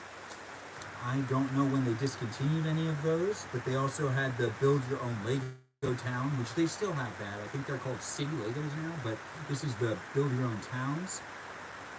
It's nice to see all you people jumping in. We were going through some magazines, some old magazines from Lego, and we're just hanging out in the shed tonight on Saturday night. So if you feel like you know anybody who'd also want to hang out with me, Benjamin James McNeechin, in my shed, as I go through Lego magazines from yesteryear, 1998. This one's the 1998 edition, and it's all the different things that they were selling in the holiday edition of the Lego magazine back in the day.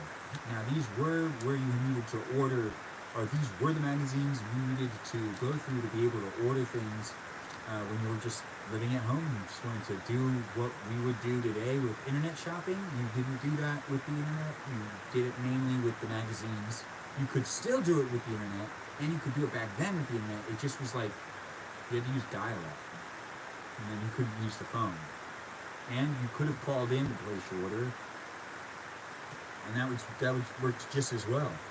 They made a lot of city Legos, now that I think about it too, because they're still going through this whole city stuff. They had a bunch of city Legos that you could build, and it's like cars and mechanics.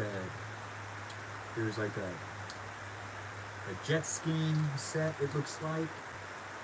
Now these ones were really cool. This is Manic Favorites. Now this one is really crazy. It's a spaceship, and I remember that my neighbor got this for Christmas that year, and I remember watching them build it. I didn't get to build it, but I remember watching them build it, because we used to go to each other's houses sometimes and watch the other build a Lego set, and that was okay, that was normal. Now you can watch people build Lego sets online, and apparently that's normal. But we did used to go to each other's houses and play with Legos and also watch people build new sets. When they get a really crazy set, you'd help with handing them pieces a lot of the time, but like they would take the reins and they would put it together, and you'd go over and just hang out while they were building it. That's just something we did in the 90s. I don't know if you were doing that in the 90s, but I know I was. Now, what was the next one?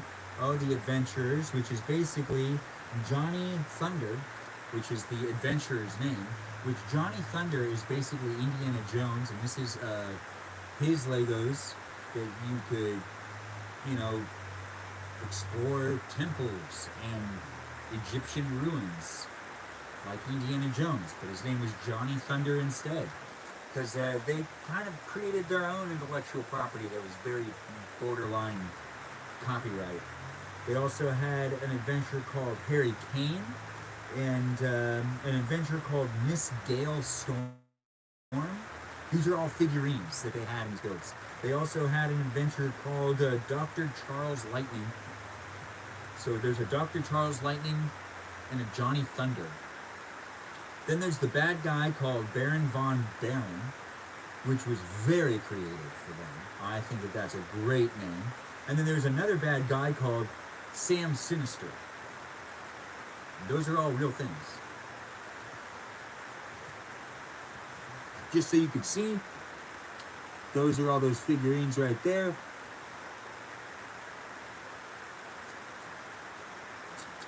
I have not gotten a Harry Potter Lego set. Thanks for asking, but I will probably in the future. Looks like they're making some really great ones now. But this is 1998. So I know for a fact 1998 did not have any Harry Potter Legos going on at this point in time. But they also had a Shogun's Treasure, which was Shogun Ninja Lego sets, ages 5 to 12. As you can see there, the Shogun Ninja Lego sets were really cool.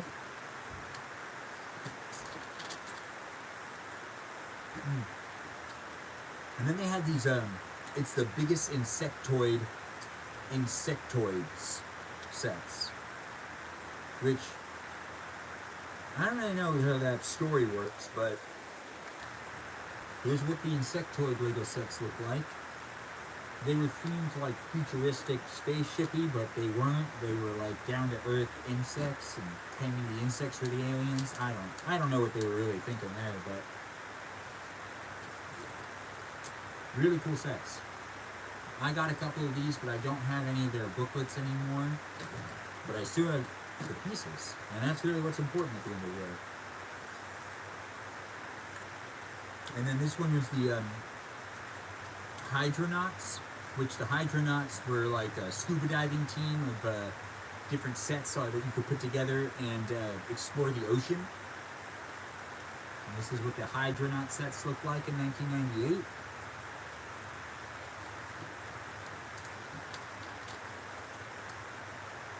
And then the Aqua Zone Stingrays, which the Hydronauts were the good guys, the Stingrays were the bad guys. They put a lot of thought into the stories that they would tell in these Lego magazines, or these Lego sets that you could buy, and then when you would read the magazines, they let you know who the bad guys were and the good guys were, and you'd want to try to get all the figurines and all the different vehicles so you could have them fight, because that's really what you did at the end of the day. You had an imaginative story that you'd kind of play off of with Lego, and then you would you'd let the bad guys fight the good guys, or the good guys fight the bad guys, vice versa, whichever way it was going at the time.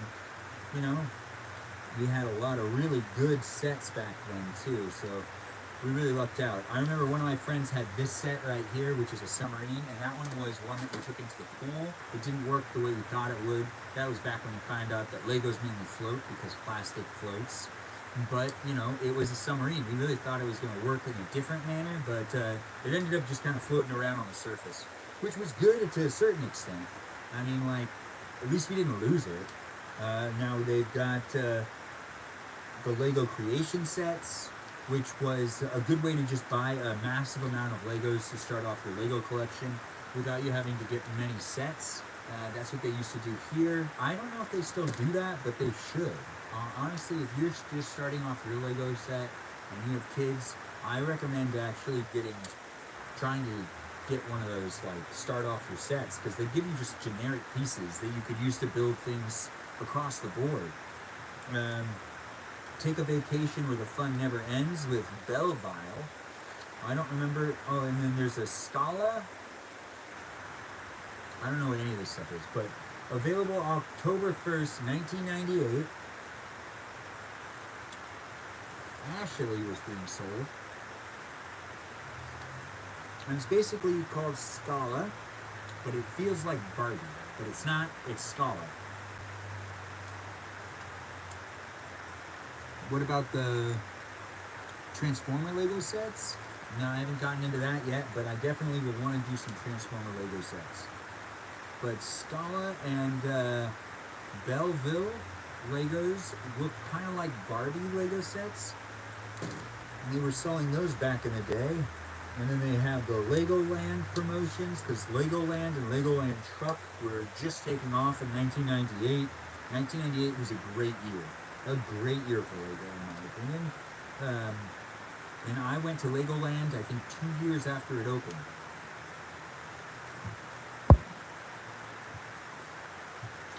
Yeah, I believe I went to Legoland 2 years after it opened. Now we're getting down to 10% on both of my devices right here, so I'm going to need to take a step out and grab a charger. If you're just tuning into the live stream, I apologize to step out for a minute, but just hold tight, and I'm going to be right back. We're just looking through some old Lego magazines from 1998. This is a Shop at Home holiday edition, so we're looking through and seeing what they were offering for the holiday season of 1998 back in the day and what the Lego sets were.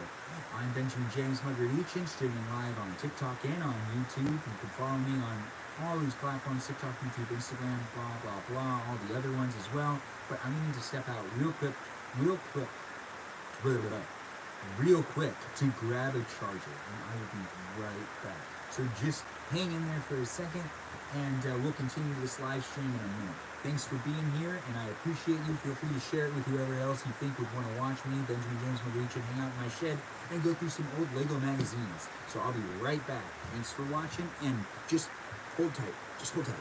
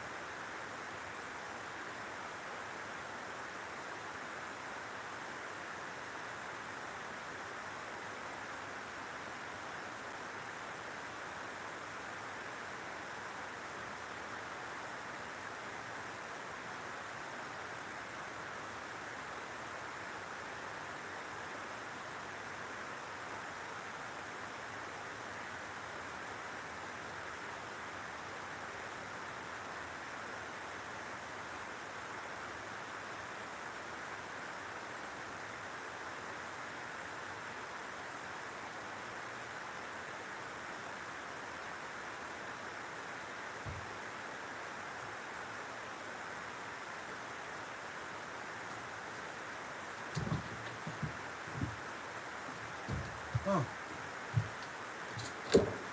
cold in general. Alright, so I've got to plug in some things. If you're just tuning in, welcome to my live stream. We'll stream for a little longer, so if you're just tuning in, you're still going to watch me for a while. If you've been watching, thanks for being part of the live stream the whole time. We've just been having some fun, doing some stuff, hanging out in the shed, eating some food. And now we're just going through an old 1998 catalog of Lego magazines.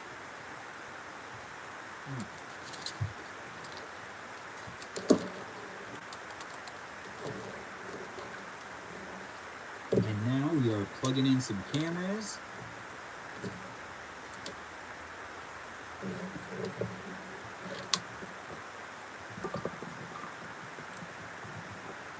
And let's power the one. Oh, what's my favorite Lego set that I own? Thanks for asking that question, Mr. Scrooge, on TikTok. Thanks for being here. And also, I'm still here, asked how did I start to collecting this stuff? Well, when I was younger, I was really good with organizing my stuff and packing things away, and then I bought a storage unit and decided to keep a bunch of stuff that I packed away properly. For Mr. Scrooge, the person that asked me the question, what my favorite Lego set is, I would have to say the castles that I used to build. There were 2 castle sets. Both of them, I can't pick between them, but they're both really awesome Lego builds because they're castles. And castles were by far the best Lego builds. Let's see. Just so you can see it, let's get it out. And by it, I mean the booklet that was used to be able to do this build, which is a castle build. I mean, the boats were fun too, but the castles, that's where it was at. At the end of the day, the castles were the most imaginative to play with, and the most intricate to build too. So it felt good to build them. It's this one right here, but it's not all there. Hold on. There we go. That one was wrong. So it's not this one. It's this one. You see this build right here? This is in a classic Lego set right now. Think.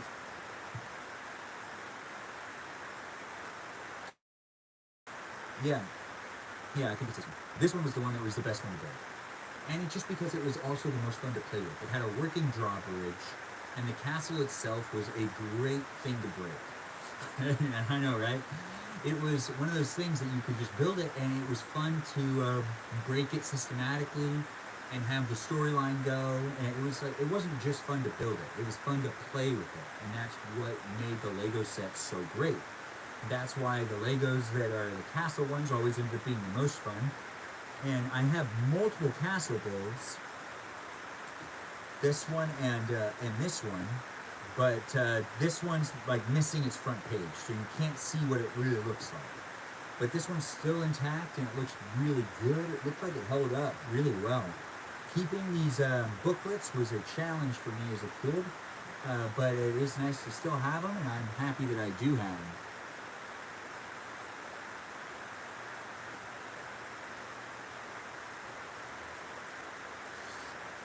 Yeah, Mr. Shoes, you definitely need to do one of those. They are an amazing sets to build. You finished the Death Star a couple weeks ago? Now that's a build I've always wanted to do. So I completely understand where you're at and what you're talking about when it comes to doing some elaborate builds. The Death Star looks like something that would be a lot of fun to build. And in the future, I hope to one day be able to do it.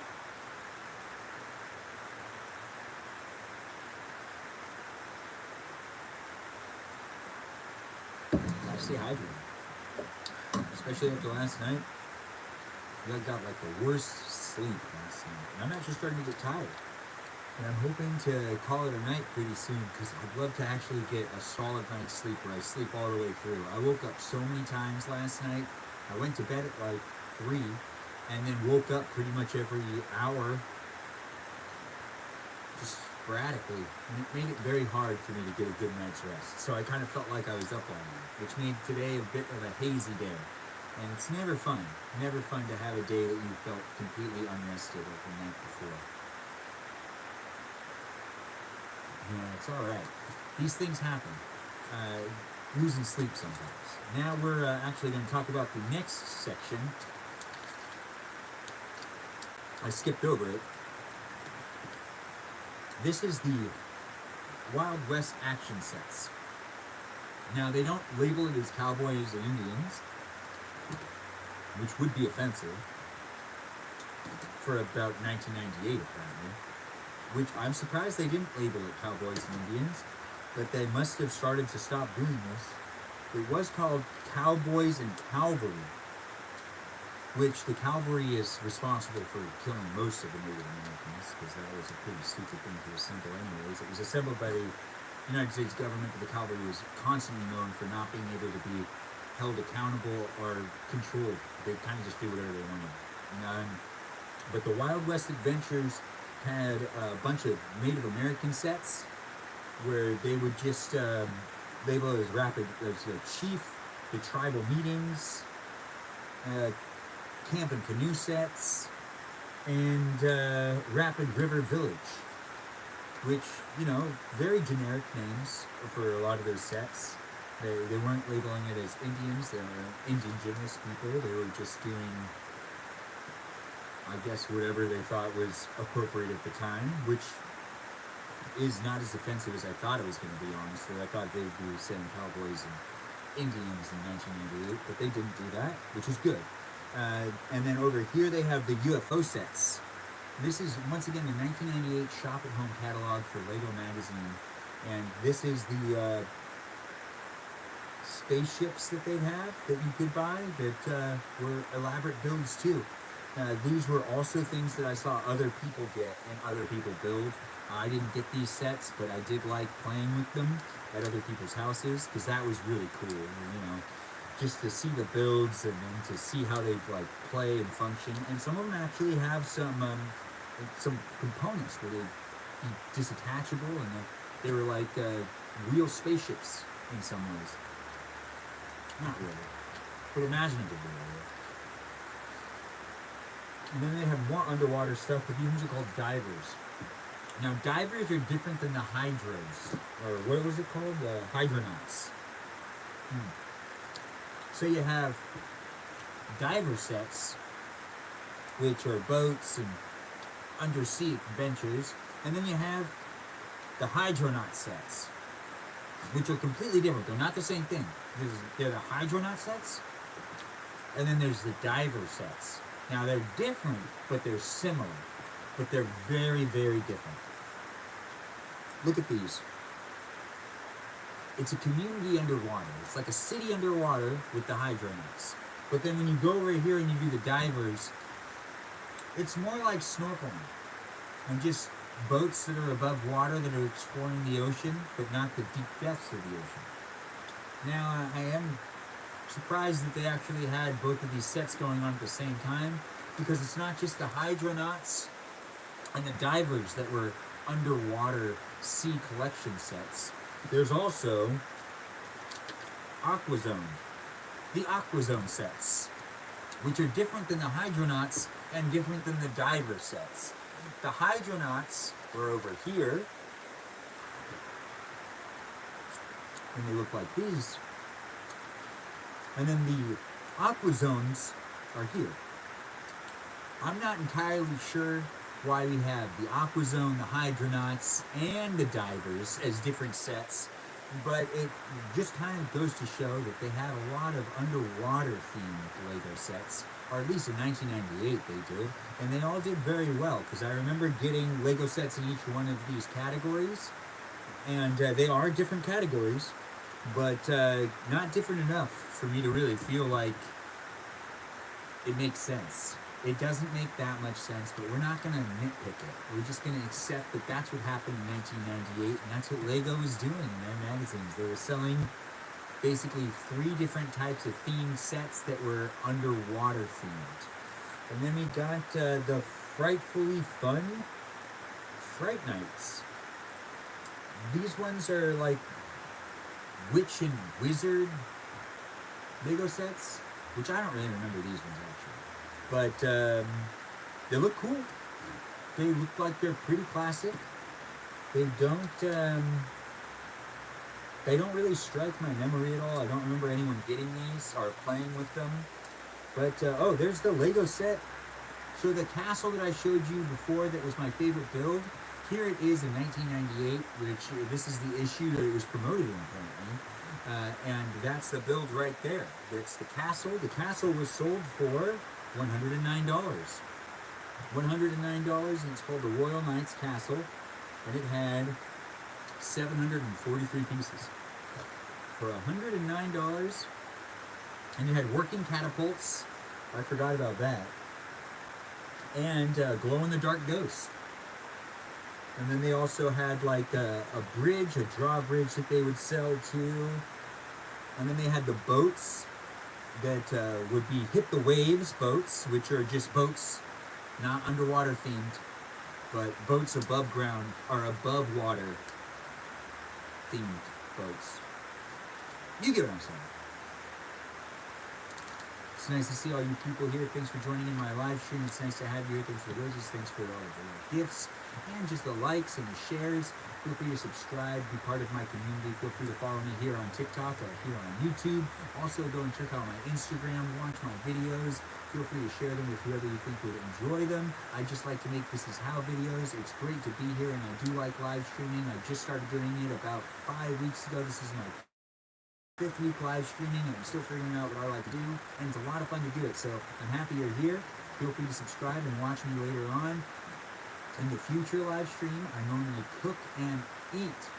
in my live streams, and today it's actually just a Saturday night and I'm just hanging out in the shed with you, trying to burn off some energy so I can go to bed and get a good night's rest. So we're actually coming to the end of the live stream. It's been a lot of fun tonight, but we're almost done going through this magazine from 1998. It's a shop at home magazine, and 1998 was the holiday edition, or this is the holiday edition for the 1998 shop at home editions for Legos. So you could mail in what you wanted to order, or you could call in to a 24-hour line to place your order to have it mailed to your house. Because they did like doing the online stuff back then too, but it wasn't called the online stuff. It was just shop at home. You know, Sears used to do it too. And I have a Sears catalog from really old. Well, you know, before we end today's live stream, we'll go inside and we'll look at that old Sears catalog. Because if I could find it, it'd be a lot of fun to go through it with you fine people. And it was also a holiday edition, and it was from 1917, I believe. So we're going to find that out later on tonight. But let's just finish what's going on here with these Lego magazines. The Shop at Home edition. This is 1998's holiday edition. And this one is the radio controls, which these are all remote control Legos. Which I don't know if they do that anymore, but they had an RC car that you used to be able, or a remote control car right here that you used to be able to build, and you get like a little, you know, you'd be able to control it. It looks like they also had a helicopter, which, you know, you fly it your own, which that's actually really cool. I didn't realize they had that back in the day. These are hard to find Legos, which when they would tell you it's hard to find, it means it wasn't sold at every store. It'd be a little indication right there on the Lego set, and I always knew that that meant that they weren't always sold in the Lego stores. Lego is awesome. Thanks for saying such a great thing. I agree with you 100%. And then let's go on to the next page, which is Grand Central Station trains. So these sets are just train sets, and I think I also have this one too. Yeah, I do have that. What the heck? I thought I just saw it, and then I like moved. Yep, I did see it. Okay, so you see this set right here? Yeah, that set, and this is the booklet for that set as well, so I can rebuild this one too. We can have another session where I do a live stream where I build this Lego. It was... Let's find out. Let me slide this back first. But it was $139 back in 1998, which is kind of expensive for a Lego set. In 1998, not a lot of them went over $100. This one went over, and it was $139, and 853 pieces, ages 8 to 12, and I got it when I was 8.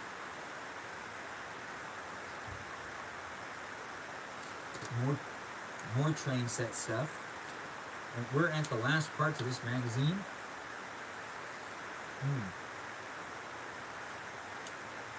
So this is called the, this one's interesting. I remember this one. These are called the Time Cruise sets. Time Cruise sets. It's basically like Back to the Future, but once again, Back to the Future was an intellectual property that wasn't owned by Lego, and they were just kind of making up their own stuff, not working with other companies to put those Legos out. This is before they started doing Star Wars Legos, before they started doing any Legos with other companies, so they just build their own type of stuff, and this was clearly like Back to the Future stuff. But Time Cruise favorites. And then we got the Technic Zone. Now these ones were always really advanced, and I don't remember getting these in 1998 because like the big kids really got those ones because they were really complicated and hard on the fingers. So in order to do it, it was just too difficult. But they had a lot of Lego Technic vehicles that were available back then, and some of them were pretty cool. I think I did get one of them, but I don't remember which one it was. There was also a Deep Sea Submarine, which was 15 inches long, right here. Yeah, and it looks like they're pretty cool. They also had a pump it lift tractor. And then they had these cyber slams. Pow bam battles. Right there. Yeah, that was what they had going on back then. And then they did build and program your own Lego robots, which I don't know if they still do this, but they really should. I mean, we have better technology than we have ever had before. And back in the day, they used to let you program these little kits right here, and you can have a Lego do a number of different things, usually only 4 things. If I remember correctly, you can only program it to do about 4 different things. And yeah, it had 4 different motors that you could attach things to, and each of those things could do something different. And you could plug it into your computer and really program it more intensively, but I remember it being pretty simple. I don't remember being too complicated. But this is the 1998 magazine of Shopping at Home Holiday Edition. We're going to just put this back.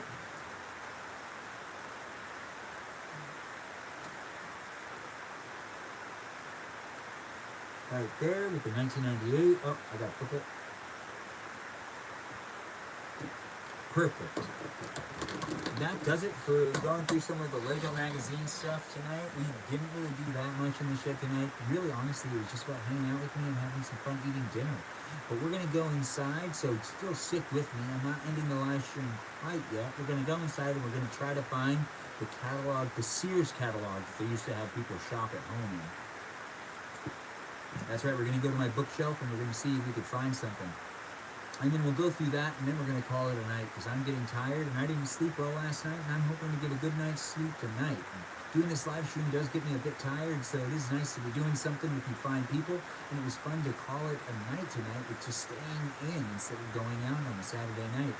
If you're just staying in too, well, we're staying in together, and we're having some fun, so we're going to be going inside in just a second. Just give me 1 second to put this box back in place, and we'll walk up the shed and we'll walk on in.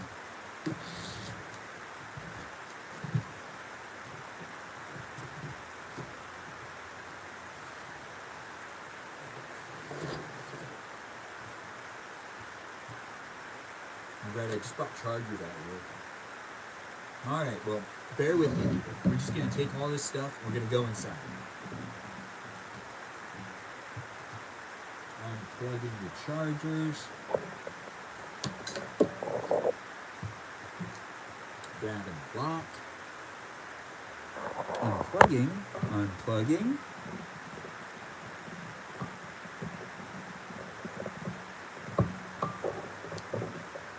We are gonna get sanity. We're going inside to see if we can find the Sears catalog.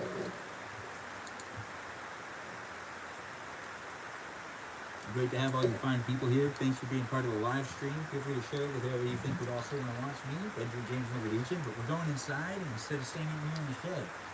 So, feel free to push like and share with who you think would like to maybe watch a Sears catalog go through. I don't know if we're going to find it. But we're going to go and we're going to look at a bunch of books on a bookshelf to see if we can locate it. And it might be a lot of fun to look through it and see what they were selling back in the day and what the prices were. So if you know anybody who's interested in watching something that has an old magazine that was really just a catalog of shopping at home stuff back in the early 20th century, that's what we're going to be doing. Now just stick with me as I move these cameras.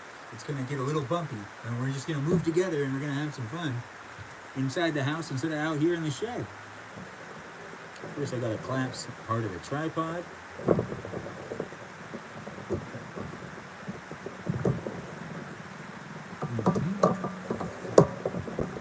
Alright, now let's get going.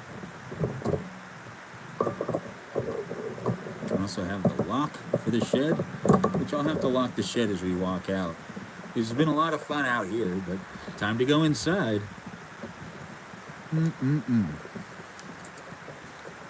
Yeah, it's dark.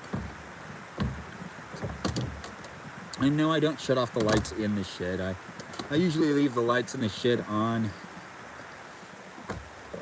Yeah, it's better that way. It's better to have them on.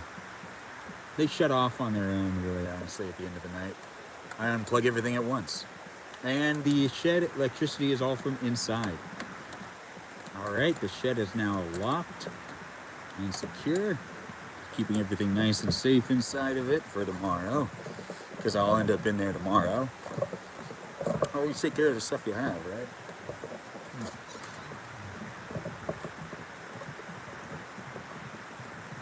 All right.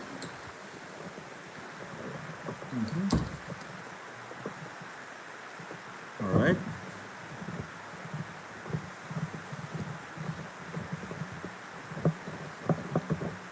I'm going to extend some tripod legs. I appreciate the patience while I adjust this camera and get it in a new place, so we can continue to hang out on this Saturday night. If you're just joining in, welcome to my live stream. I'm Benjamin James Mogadishu. I'm streaming live on TikTok and on YouTube. And I'm just adjusting the tripod and getting ready to film myself go through the bookshelves so we can find the Sears catalog that I have from the early 20th century. I know, right? It's fun to have stuff like that.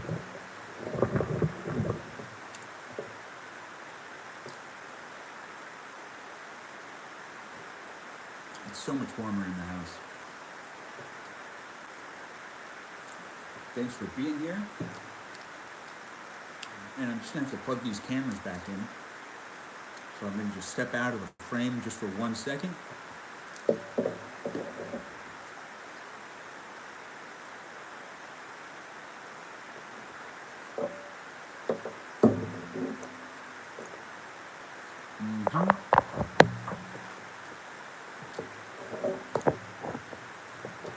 Oh, dang it.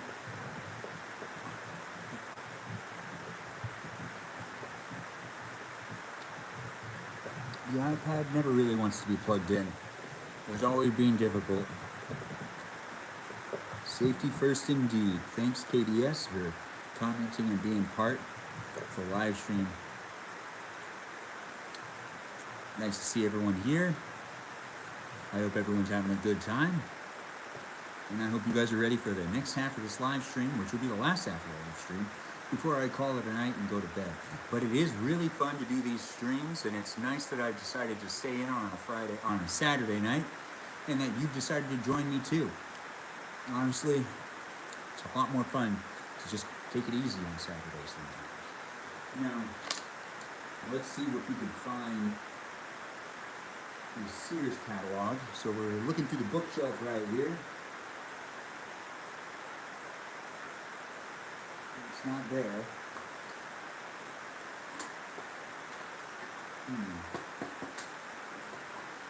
Nope.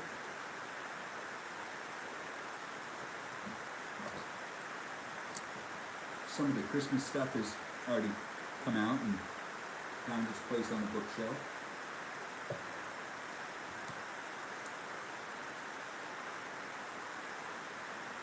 Well, that's interesting. I forgot I have this. This is the September 11th, 2001 People magazine. This was from September 24th, 2001. A portrait of what was, and, well, it's just a couple weeks after, so we really didn't know. We didn't know that. No, some things were happening still. Regardless, this is kind of sad, so I'm not going to be doing this one. I don't really like that.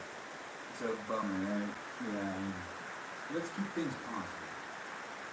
Let's see. So we've got... It's not on this side of the bookshelf, so now we move to the other side. Just follow me over here.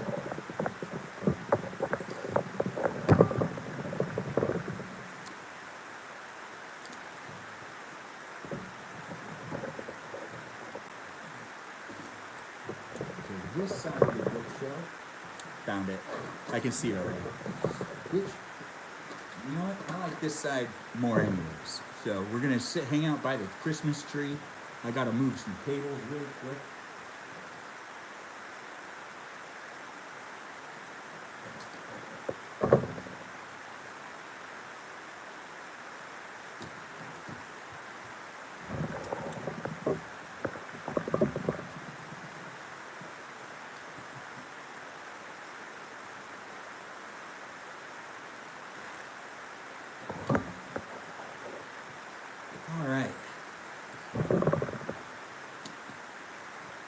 Everyone can see me. Oh, look, I'm right by the Christmas tree. You can see the Christmas tree only on TikTok, actually.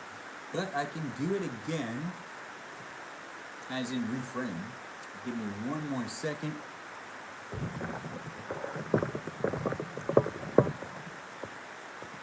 Perfect. You can see it ever so little, or ever so slightly, on the YouTube stream, the Christmas tree right here.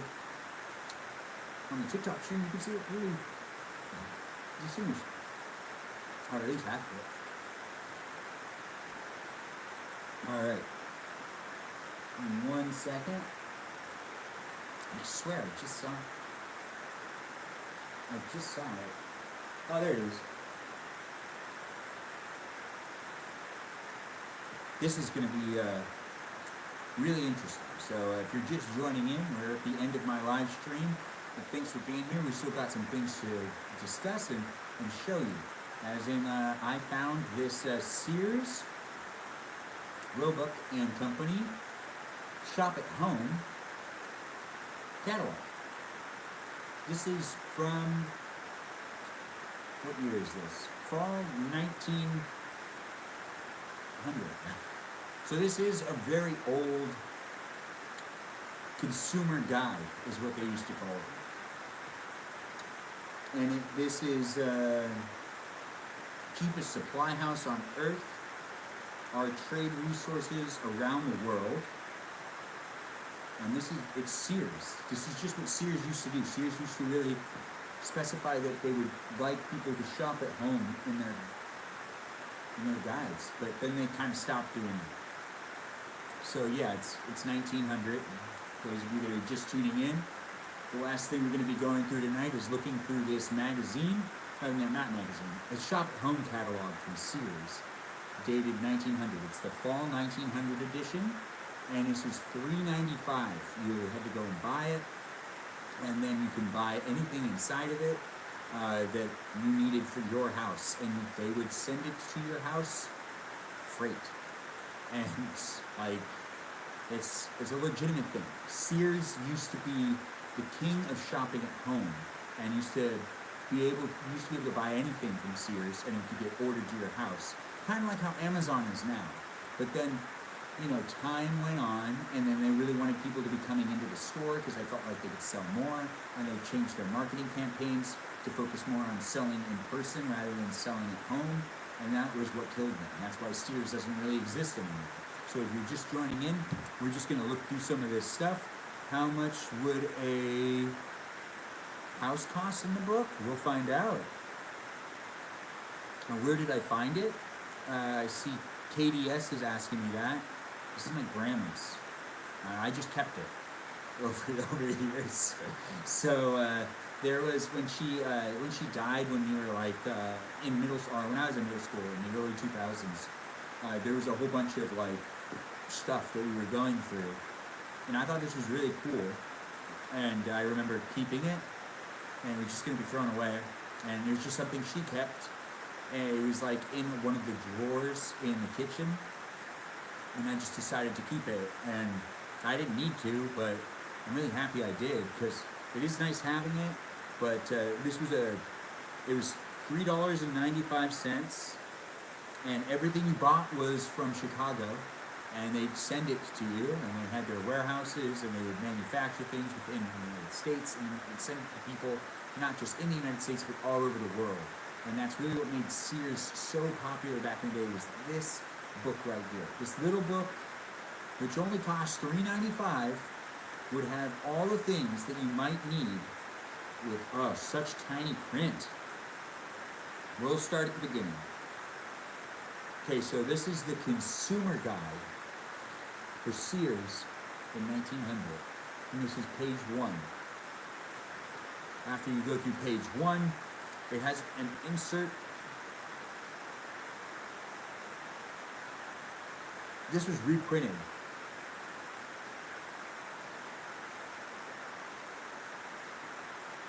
This is a significant historical document. This was reprinted in the 1970s. This isn't the original one, apparently. Which, I kind of find that interesting. Like, oh well, let's see, bicycles. Yeah, this is just a good documentation of how the catalogs used to work for Sears. So this is just a promotion in a way, and it was in the 1970s, but people actually had this exact one. It's just a duplicate of what they actually printed back in the 1900s. So this is the exact same style and all of the same products that they had in the fall of 1900. But this was actually printed in the 70s and was resold. So people could appreciate what used to be sold 70 years ago, which is pretty cool. So it would have everything from drugs to baby carriages. So they would have the entire magazine into different sections, which makes sense. So it would go, using the catalog would be page 1 to 14, which would explain to you how to use this catalog. And then it would have page 14 to 29 would be drugs. Page 29 to 56 would be veterinary stuff. 56 to 181 would be watches and jewelry, which that's a pretty big section for watches and jewelry. Photography would be from 181 to 230 pages, from 181 to 230. And then from 230 to 352, talking machines. Talking machines was a category. And then there's 352 to 417, which was sporting goods and guns. Bicycles from 417 to 436.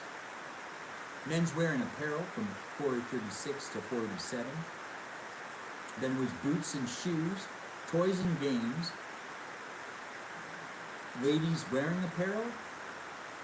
I don't know why they said it that way. It used to be men's wearing apparel and then ladies wearing apparel. We don't say it that way anymore.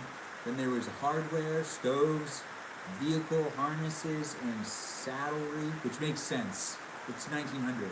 Vehicles, harnesses, and saddlery, because people had horses and cars. Then there was furniture. And then there's crockery and glassware. I like how that says. And then they had sewing machines and baby carriages.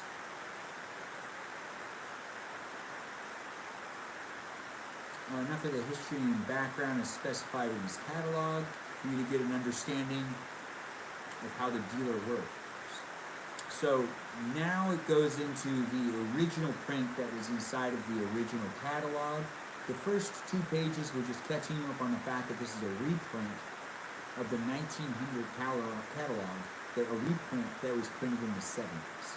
So they had this page, and that page would show you the merchants and all of its lines attention. What we will do for merchants and the banking departments that was used to be able to buy things. 5 cents per... Man, 5 cents got me a lot, I guess. And then there would be an insert for about kind friends. And then it says whenever you are going to write concerning a shipment, you need to be sure to include your invoice number whenever you wrote a letter in regards to a complaint. You need to specify what your invoice number is. And now Consumer's Guide, number 110 for 15 cents. So this was $3, right? But back when it was printed and brand new, it was only 15 cents, which makes a lot of sense. Because if it was $3 in 1900, that's a lot. 15 cents is what you needed to be able to buy the magazine, to be able to order things in it. And it had about the prices. We can undersell. We employ the most competent buyers. We buy and sell for cash. These are all just sections that they really want to specify what they're doing. Basically, when you would start reading these things, they would be very clear on what this magazine is for. They employ no agents.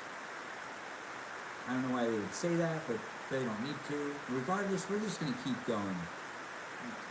Yeah, this is terms on how to send money and how to order, methods of shipment, mail shipments, express shipments, freight shipments. Wow, they had a lot of policies that you'd have to read about within the actual magazine before you really ordered on the catalog. So the catalog really was very specific about all the liabilities they had within the catalog, almost like today where they're just trying to protect themselves from getting sued all the time. Talking machines or radios? To answer that question. Because it's 1900. Order blank. So they also had an example of how to fill out the order forms. And you had to tally it all up yourself. You didn't really have a calculator, but you did need to do your own math and then write the amount that you needed to do. And then there's also a large section on how to return goods. Right there, which is such small print, I can't even really read it to you right now. It kind of stresses my eyes out. This is an exact copy of an order written on our regular order blank. Why do they call them order blanks? How to order. Notice to customers. They really wanted you to order things at home. And Sears was pioneering this back in the day. And then they just stopped when computers start being able to really help make sales online. That makes no sense. But it did happen, and I still don't understand why it happened. You're just joining, we're going through an old Sears catalog from 1900. This Sears catalog is where you would buy things and get them mailed to your house. And they had their own process in being able to do at-home orders, similar to how we do it with the internet today, but very different in regards to you had to use the mail system. You still have to use the mail system when you order something because it has to be sent in the mail, but you used to have to send your order in the mail and then wait like 2 to 3 weeks to be able to get something. Now they also had paints. You could buy all the paints you needed,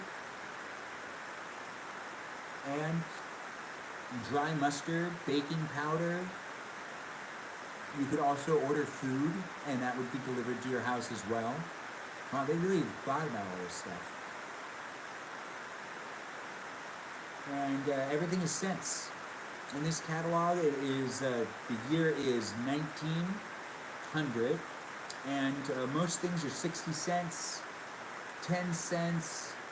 Some things are $3.20, but most things are below $1.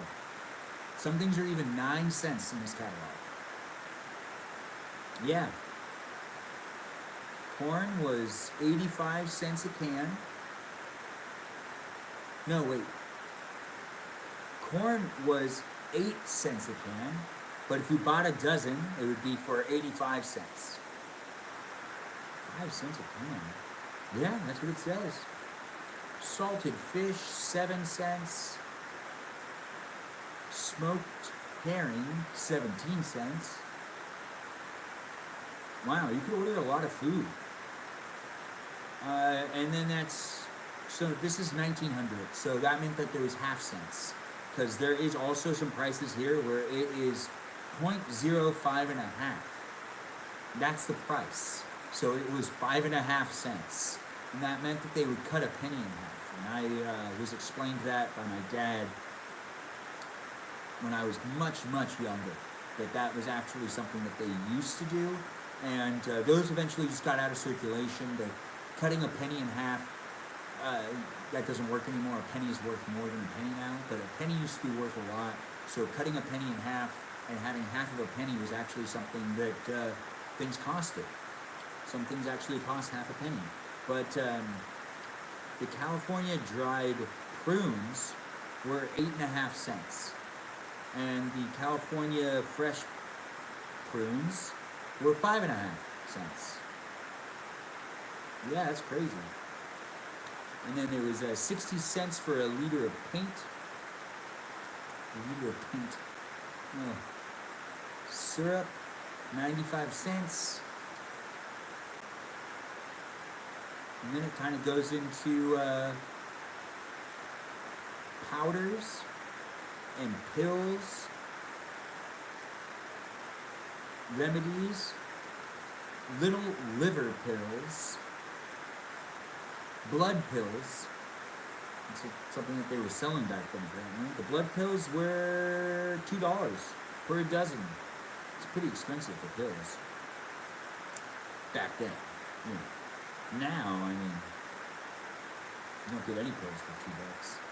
So that's 6 bottles of Brown's Vegetable Cure for female weakness. Well, let's actually read into that one. That one actually sounds interesting. Brown's Vegetable Cure for female weaknesses. For female weakness, failing of the womb. Oh, I guess when people would have miscarriages or something? All female disorders. It is the wonder of the age. Our special price, very large bottles, are 6 bottles for $3. The remedy is immediate in effect. Just so everyone can see what we're talking about right now. It's this one right here. And it's advertised to cure female weakness. Curing female weakness in the Sears catalog in 1900. It's 6 bottles. Canned foods were very, very cheap. I'm saying that to you, they're very cheap. But we're looking at this Brown's female weakness remedy. And we're going to read into what this actually did, but it looked like it was supposed to help you with your womb.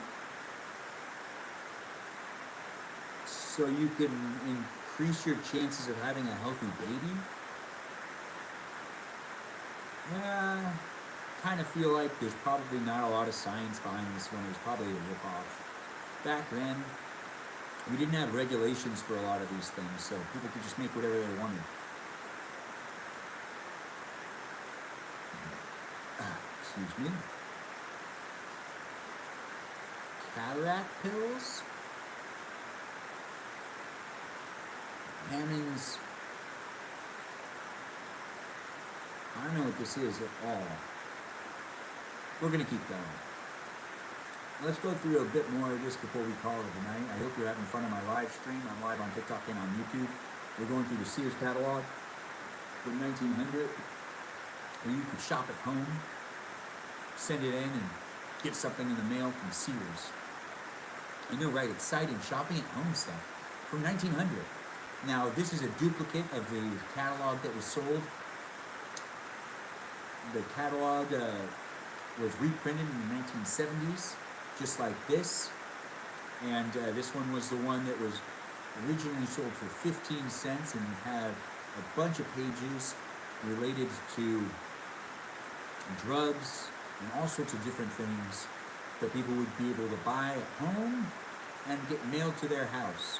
It also goes through a whole bunch of policies that Sears had with people that were ordering things from their catalog, which the catalog was how they made most of their sales. Stomach bitters, orange wine, celery compound to help your stomach, tar. I don't know why you'd want to buy tar, but you could buy tar and take the tar, and it was good for you, apparently. That's what it says in the magazine, at least. Nutritive tonic, beef iron and wine. I don't understand how that would work, but beef iron and wine is what's in the tonic. Baby cough syrup, preventing those coughs, I guess. Now, they had a lot of drugs. Let's see if we could actually get through this drug section. I don't really want to read about the drugs they have anymore. I do feel like a lot of these are just rip-offs, and it kind of makes me sad on how they used to take advantage of people, making you think that you could buy this and really, you know, it would help you, and it probably was not really. Well, wait a minute. So, veterinary department had its own area in the catalog. This is the veterinary department in the catalog for the Sears. And they had acne products. I thought Acme was a made-up company by Warner Brothers for... Apparently not, because it's right here.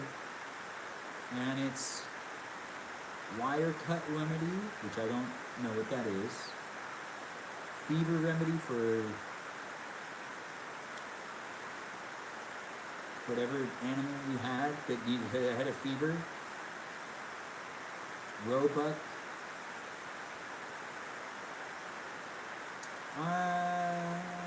Coughing powder for your goats.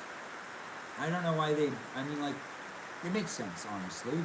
And then they had all the tools you would need to use for removing horseshoes and adding horseshoes onto your horses. They have mouth guards, Boss Pig extractor forklifts,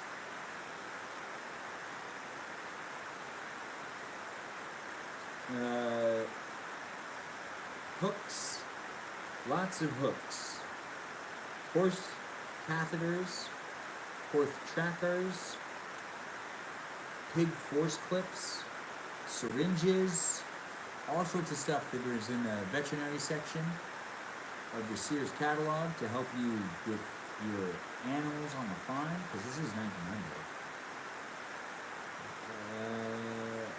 1900. Electric belts.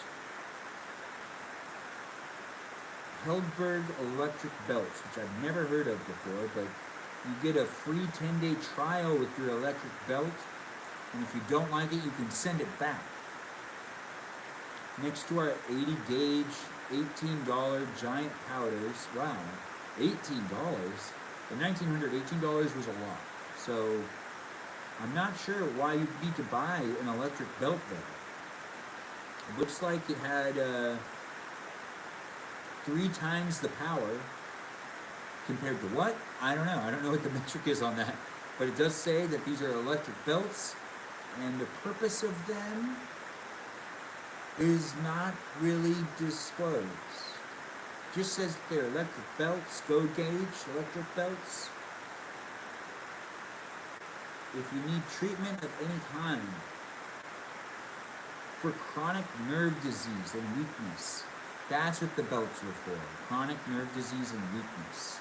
Now, I didn't know about that, but that is some pretty cool stuff. At the end of the day, it's nice to know that we were using electricity to try to fix these things. Sorry, my phone did distract me. It's nice to be here. Thanks for being part of my live stream. We're wrapping it up, looking through some of the Sears catalog before we call it a night, but it's Saturday night. I'm hanging out at home. I decided not to go out, so if you decided to watch me this whole time, it's been nice hanging out with you tonight. We were out in the shed, now we're inside the house by the Christmas tree, reading the Sears catalog from 1900, the fall catalog from 1900. It's a reprint. It was reprinted in the 70s, but it's still looking pretty good, and it looks like this is just a payback to, or a throwback to all the stuff that they used to sell back in the day. So it's a lot of fun to look at this. We already went through the drug section, but I am streaming live on TikTok and on YouTube. You can follow me in both those places. You can also follow me on Instagram. I post videos regularly, and I like to live stream regularly. I normally cook and eat in my live streams, so if you want to see that next week, I do that Monday to Friday, so feel free to subscribe and follow and watch me next week cooking and eating. Right now, we're just going to end the night with looking through the rest of this catalog, so thanks for joining and being part of the live stream. Feel free to share it with whoever you think would want to also watch the live stream or look at the old Sears catalog with me. Regardless, we're having a good time. I'm having a good time, and I'm happy that you're here. Thanks for watching, and thanks for pushing like and sharing the live stream and being part of the movement right here. It's a lot of fun, right? Doing a lot of things on the internet, being in each other's spaces. It's nice to be here with you. Thank you for letting me be in your space. It's an honor to have you in my space. And we are looking at now the jewelry department, which has a full-on description of the movements we list. So the jewelry department has its own regulations and its own policies that are stated before you start to look through the products that are in this section, or that's how the catalog used to work at least. The catalog used to get really specific about the mailing shipments, the engravings, the watch repairs, and Their liberal terms, our very liberal terms, our guarantees, and our prices. So they would go through all of these things and talk about everything in their department of watch, diamond, and jewelry department. Description of 6 size movements, 16 size movements. This is all very confusing, which I really don't know what that means. It's great to have all you people here. I see people have joined in and pushed like on the live stream and been sharing it. I do appreciate that. Thanks for being here. Let's have some more fun and look through the rest of this magazine, which is a catalog, a fall issue of the Sears catalog. And this is an entire area just on pocket watches. So railway watches is what they were branded as, and they have tons of railway watches that are for sale in this catalog that you write down the number and send in an insert. They were $20. Each of these, well, one of them has 50 cents to repair. Wow, that's pretty cheap. Some of them are $7.15, but the one that's the most expensive is $40.50. So of the pocket watches, the one that's the most expensive, which is the last one, which is right there, that one's $40.50. All the other ones are quite affordable, with the lowest one being $7.50. So they had a price for each person. But back in the 1900s, $7 was a lot. Oh, they also have one that's $3.35. Right there, it's $3.35. I know, right? Pocket watches. Let's see. And you can also put a picture inside of the pocket watch. It came with a chain. And these were railroad watches, is what they called them. And gold-filled cases, 6 sizes, and a guaranteed 25 years. This is catalog number 110 in 1900. Our price is $9.40, so $9.40 for any of these pocket watches. Each of them are $9.40. That's pretty cool. Let's go to the next section. I could do this for hours, and it's starting to get late, and thank God I'm starting to get tired, because I didn't sleep well last night, and it would be fun to sleep well tonight. And we are just going into the different things that are for sale. And then it goes into spoons, knives, and cutlery right here in this part of the catalog. And then we go from that to pots and candlesticks. Remember, this is 1900, so electricity was brand new, wasn't everywhere.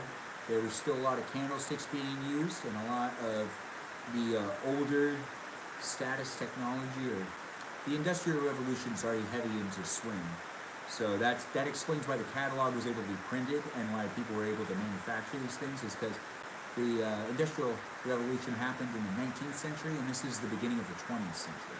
This is 1900. And then they had the clock department, which is different than the pocket watches. The clock department has clocks that were meant for mantles, and those were less. Those were more affordable. Those were $3. Some of them were $2.75. It makes sense because the other ones are portable. All of these are much cheaper than all of the pocket watches. The most expensive one being $10. The Monarch clock was a $10 clock that you could buy and you put up on your mantle. And then they had a parlor special for parlor clocks. And then we get into glasses and spectacles. Spectacles and eyeglasses were about $1.75. When you need to buy glasses, $1.75 was their going price, it looks like. Yeah, $1.90. Some of them are basically, you could buy glasses for $2 back in the 19th century, or back in the 20th century and the beginning of 1990. I know, it sounds confusing. That is how you're supposed to refer to it. And then there's the photography department, the line of cameras and photographs. Oh, and photography instruments is what they would say. And it costs you nothing. No, it costs you something. Complete instructions in photography.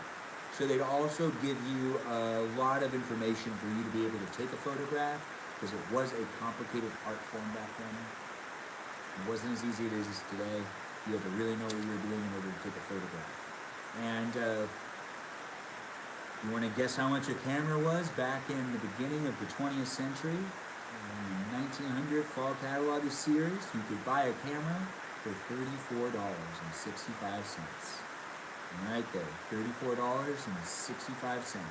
Now that was a lot of money back then, but it makes sense. And these were just still cameras. And then if you wanted to buy all the stuff to make, to develop your own film, that was $52. Oh wait, no, $52 worth of goods for $34.65. And they'd give you all of the tools necessary to develop film. That's cool. And it's a special prices. And I'm about to take this gun out. Oh, now we can just relax and see what else we got going on here. Now we go into the telegraph instruments. This is the 1900s, so the telegraph instruments made sense too. And the electric doorbell outfits. I don't know how much that costs.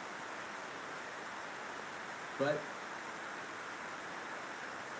that's what they had. The telegraph instruments are right here. Oh, and then they had, oh, okay, so that does make sense. They also had the film cameras, the movie-making cameras. Moving picture machines is what they used to call them. And it looks like they had them being sold for $25 or $54. Model 1899 was sold for $75. And then the most perfect moving picture machine ever made was sold for $35. And then they gave you a free 128-page entertainment outfit catalog. Whenever you bought a camera, a moving picture camera, you'd get a catalog that had 128 pages of products specifically for cameras that weren't included inside of this catalog, which makes sense. And that was in the Department of Public Entertainment Outfits and Supplies. Alright, and then there's more cameras, and then there's the talking machine department, which was very interesting, right? Talking machine department had homographing, the talking machines. They would record you. You could record yourself. And they were $18.75 in order for you to be able to get a talking machine, which would help you record yourself onto a record. This is crazy. Oh, they didn't record it to a record. They recorded it to like a sheet. I'll have to read into that more. We're going to be wrapping up this live stream if you're just tuning in. Welcome to my live stream. I've been going through the Sears catalog from 1900. It's a reprint that was printed in the 1970s, but it is all the stuff that they were selling in the fall of 1900 in the Sears catalog, where they encourage people to buy things at home and get them mailed to their house. And right now we're looking at the organs, which the organs were these big pianos that you could buy from Sears. They would send it to your house or a place of business, and it only cost $33.50 to buy an entire organ, which is much more elaborate than buying a piano today. And it only costs $36. Or, well, one's $36.75, the other's $33.50. They have two models right here. Oh wow, violins. And in 1900, a violin cost $7.85. Pretty crazy, right? It's been fun doing this tonight. Instead of going out, I decided to stay in and do this live stream. So I appreciate anybody who came in to tune in and be part of the live stream on both TikTok and on YouTube. Feel free to follow me on TikTok and on YouTube, see the videos I post. I'm also on Instagram. Feel free to go over there and follow me as well. I do like to post daily, and I like to live stream daily now. I'm trying to do it more often. I'm 5 weeks into live streaming, and I'm having a good time trying to create my own format. But right now, what we're going through is the Sears catalog, and we're wrapping up tonight's live stream. It's 12:01, and I'm getting really tired, so we're just going to look at a couple more things inside of the live stream. But if you've been watching the whole time, I really appreciate you being here. Thanks for following. Thanks for being part of the live stream. I appreciate you being here, pushing like and sharing it with other people. We've been having a good time, at least from my perspective, we have been. But regardless, I've been trying to interact the best I can with the chat on YouTube and on TikTok, answering what I can when I can. But we're ending the live stream tonight, and we're just going to find a couple more things to look at. And we'll wrap up this live stream. So I really appreciated having you. We're going to just see what other things. Banjos cost about $4.35. Crazy, right? We're just going to go through and we're going to throw some prices down. Books normally went for 24 cents. That's what it says in 90 cents. Yeah, so less than $1. You could buy a book for less than $1, which makes a lot of sense. The guns that they used to sell in the catalog, which they had their own gun department and outdoor department, and guns went for, the prices are not listed. Depending on which state you lived in, there were rules regarding what you could buy and when you could buy it. And to be honest, it looks like the gun laws were a lot more strict in 1900 than they are today. Which is kind of weird to think about, because now people constantly complain about how gun laws are, either too loose or not loose enough. And it looks like in the beginning of the 1900s that they were incredibly strict. They don't even tell you what the prices are for a lot of these, because you need to go to your local. You need to go to the local areas. You could order some things online, but they are not specifying. Yeah, the gun laws are just different. Very highest of high-grade American hammerless shotguns.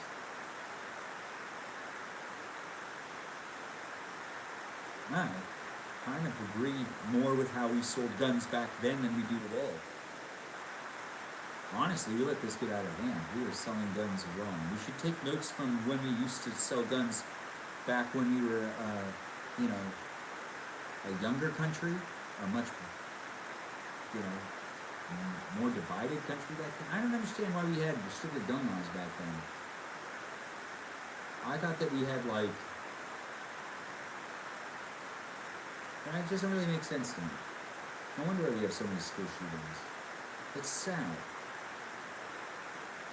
We just let people really be able to buy guns whenever they wanted. You could buy the double-barrel hammerless shotguns in the magazine, and those ones were $17.75.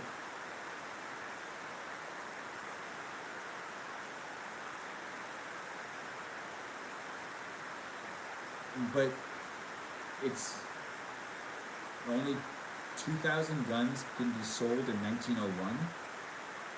We must sell from 15 to 20 of these guns. Oh, they can only sell 15 to 20 of these guns daily. So they were limited in how many guns they could sell. Yeah, I heard people complain about how much they can't buy ammo. But it looks like there used to be rules regarding how many guns they could sell in a day. But some of these guns were $35, $40, $45, and $50. And that's it. That's it with the guns. But then we go through the ammunition, and there's lots of different ammunitions. The ammunitions are very straightforward. Looks like it wasn't hard to buy ammunition at all. It was just harder to get a gun. Hammocks were $2.50. Velvet puff trunks, which is for males, was $1. Velvet puff trunks. I don't know. I've never heard of that before. But thanks for saying I'm doing great. We're wrapping up the live stream. It's been a lot of fun. We're just looking at some of the last things. It's the Sears catalog from 1900. It's been a lot of fun for me to live stream tonight. So if you've been watching the whole time, thank you for being part of the live stream. Feel free to subscribe and follow me and just be part of my online community. We're just going to read a couple more things and then we're going to call it a night. I hope you've been having fun and I hope Saturday was good to you because it was good to me. It was a lot of fun to just show up and hang out with you fine people. So thanks for allowing me in your space. And it was my honor to have you in my space of in my house and in my shed. We started off in the shed eating, and we came out here, then we came back inside where it's nice and warm, and we started looking through all of the different things in the Sears catalog from 1900, fall 1900, let's see, so bikes were $14 on average, some were 13, some were 15. We're just going to skip ahead. There's a whole bunch of clothing that they have in here. You could buy jackets for $24. The coats look expensive. The coats were expensive. I mean, this is 1900 fall Sears, so this predates the Titanic and this predates a whole bunch of stuff. Their shoes were $1.95. You could buy lots of different shoes. These are women's shoes, I believe. But you really never know. You never know back then. You didn't always know which were which because everyone has a heel. All of them have heels.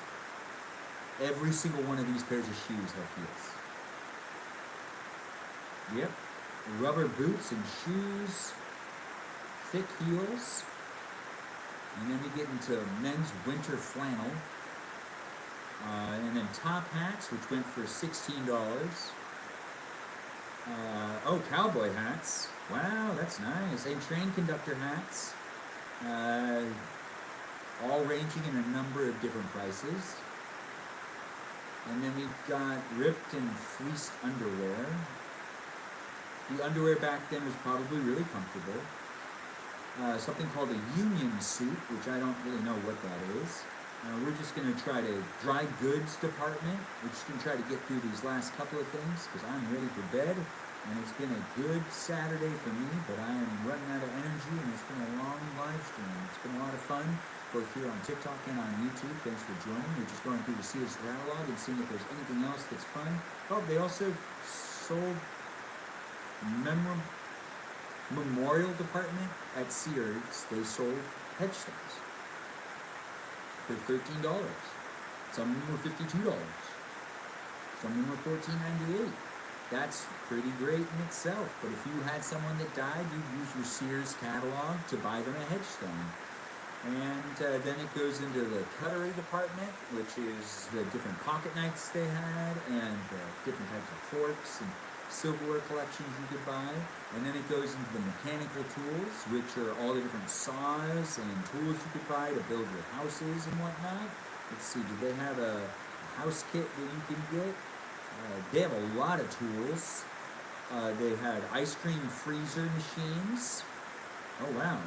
The first refrigerators, which I forgot about that. So these refrigerators are very expensive, $28. $28 for a refrigerator to keep your food nice and cold. And they were all made out of wood. Now that's interesting.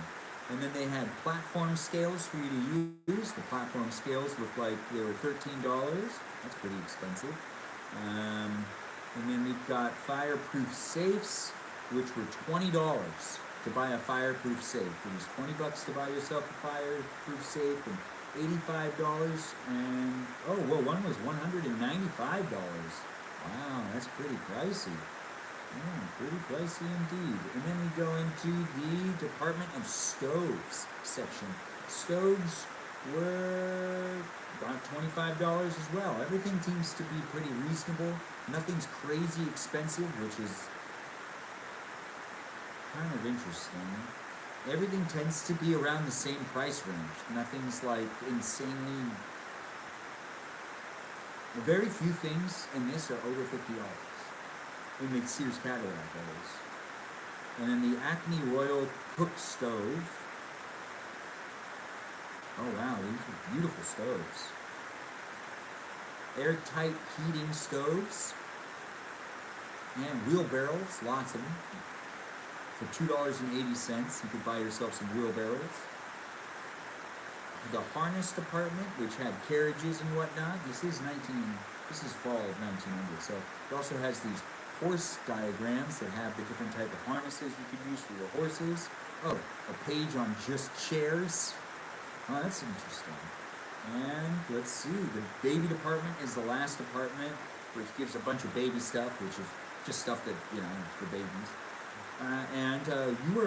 Okay, so this is also another thing. So when you bought from Sears, all of the things you buy would come from these 5 buildings.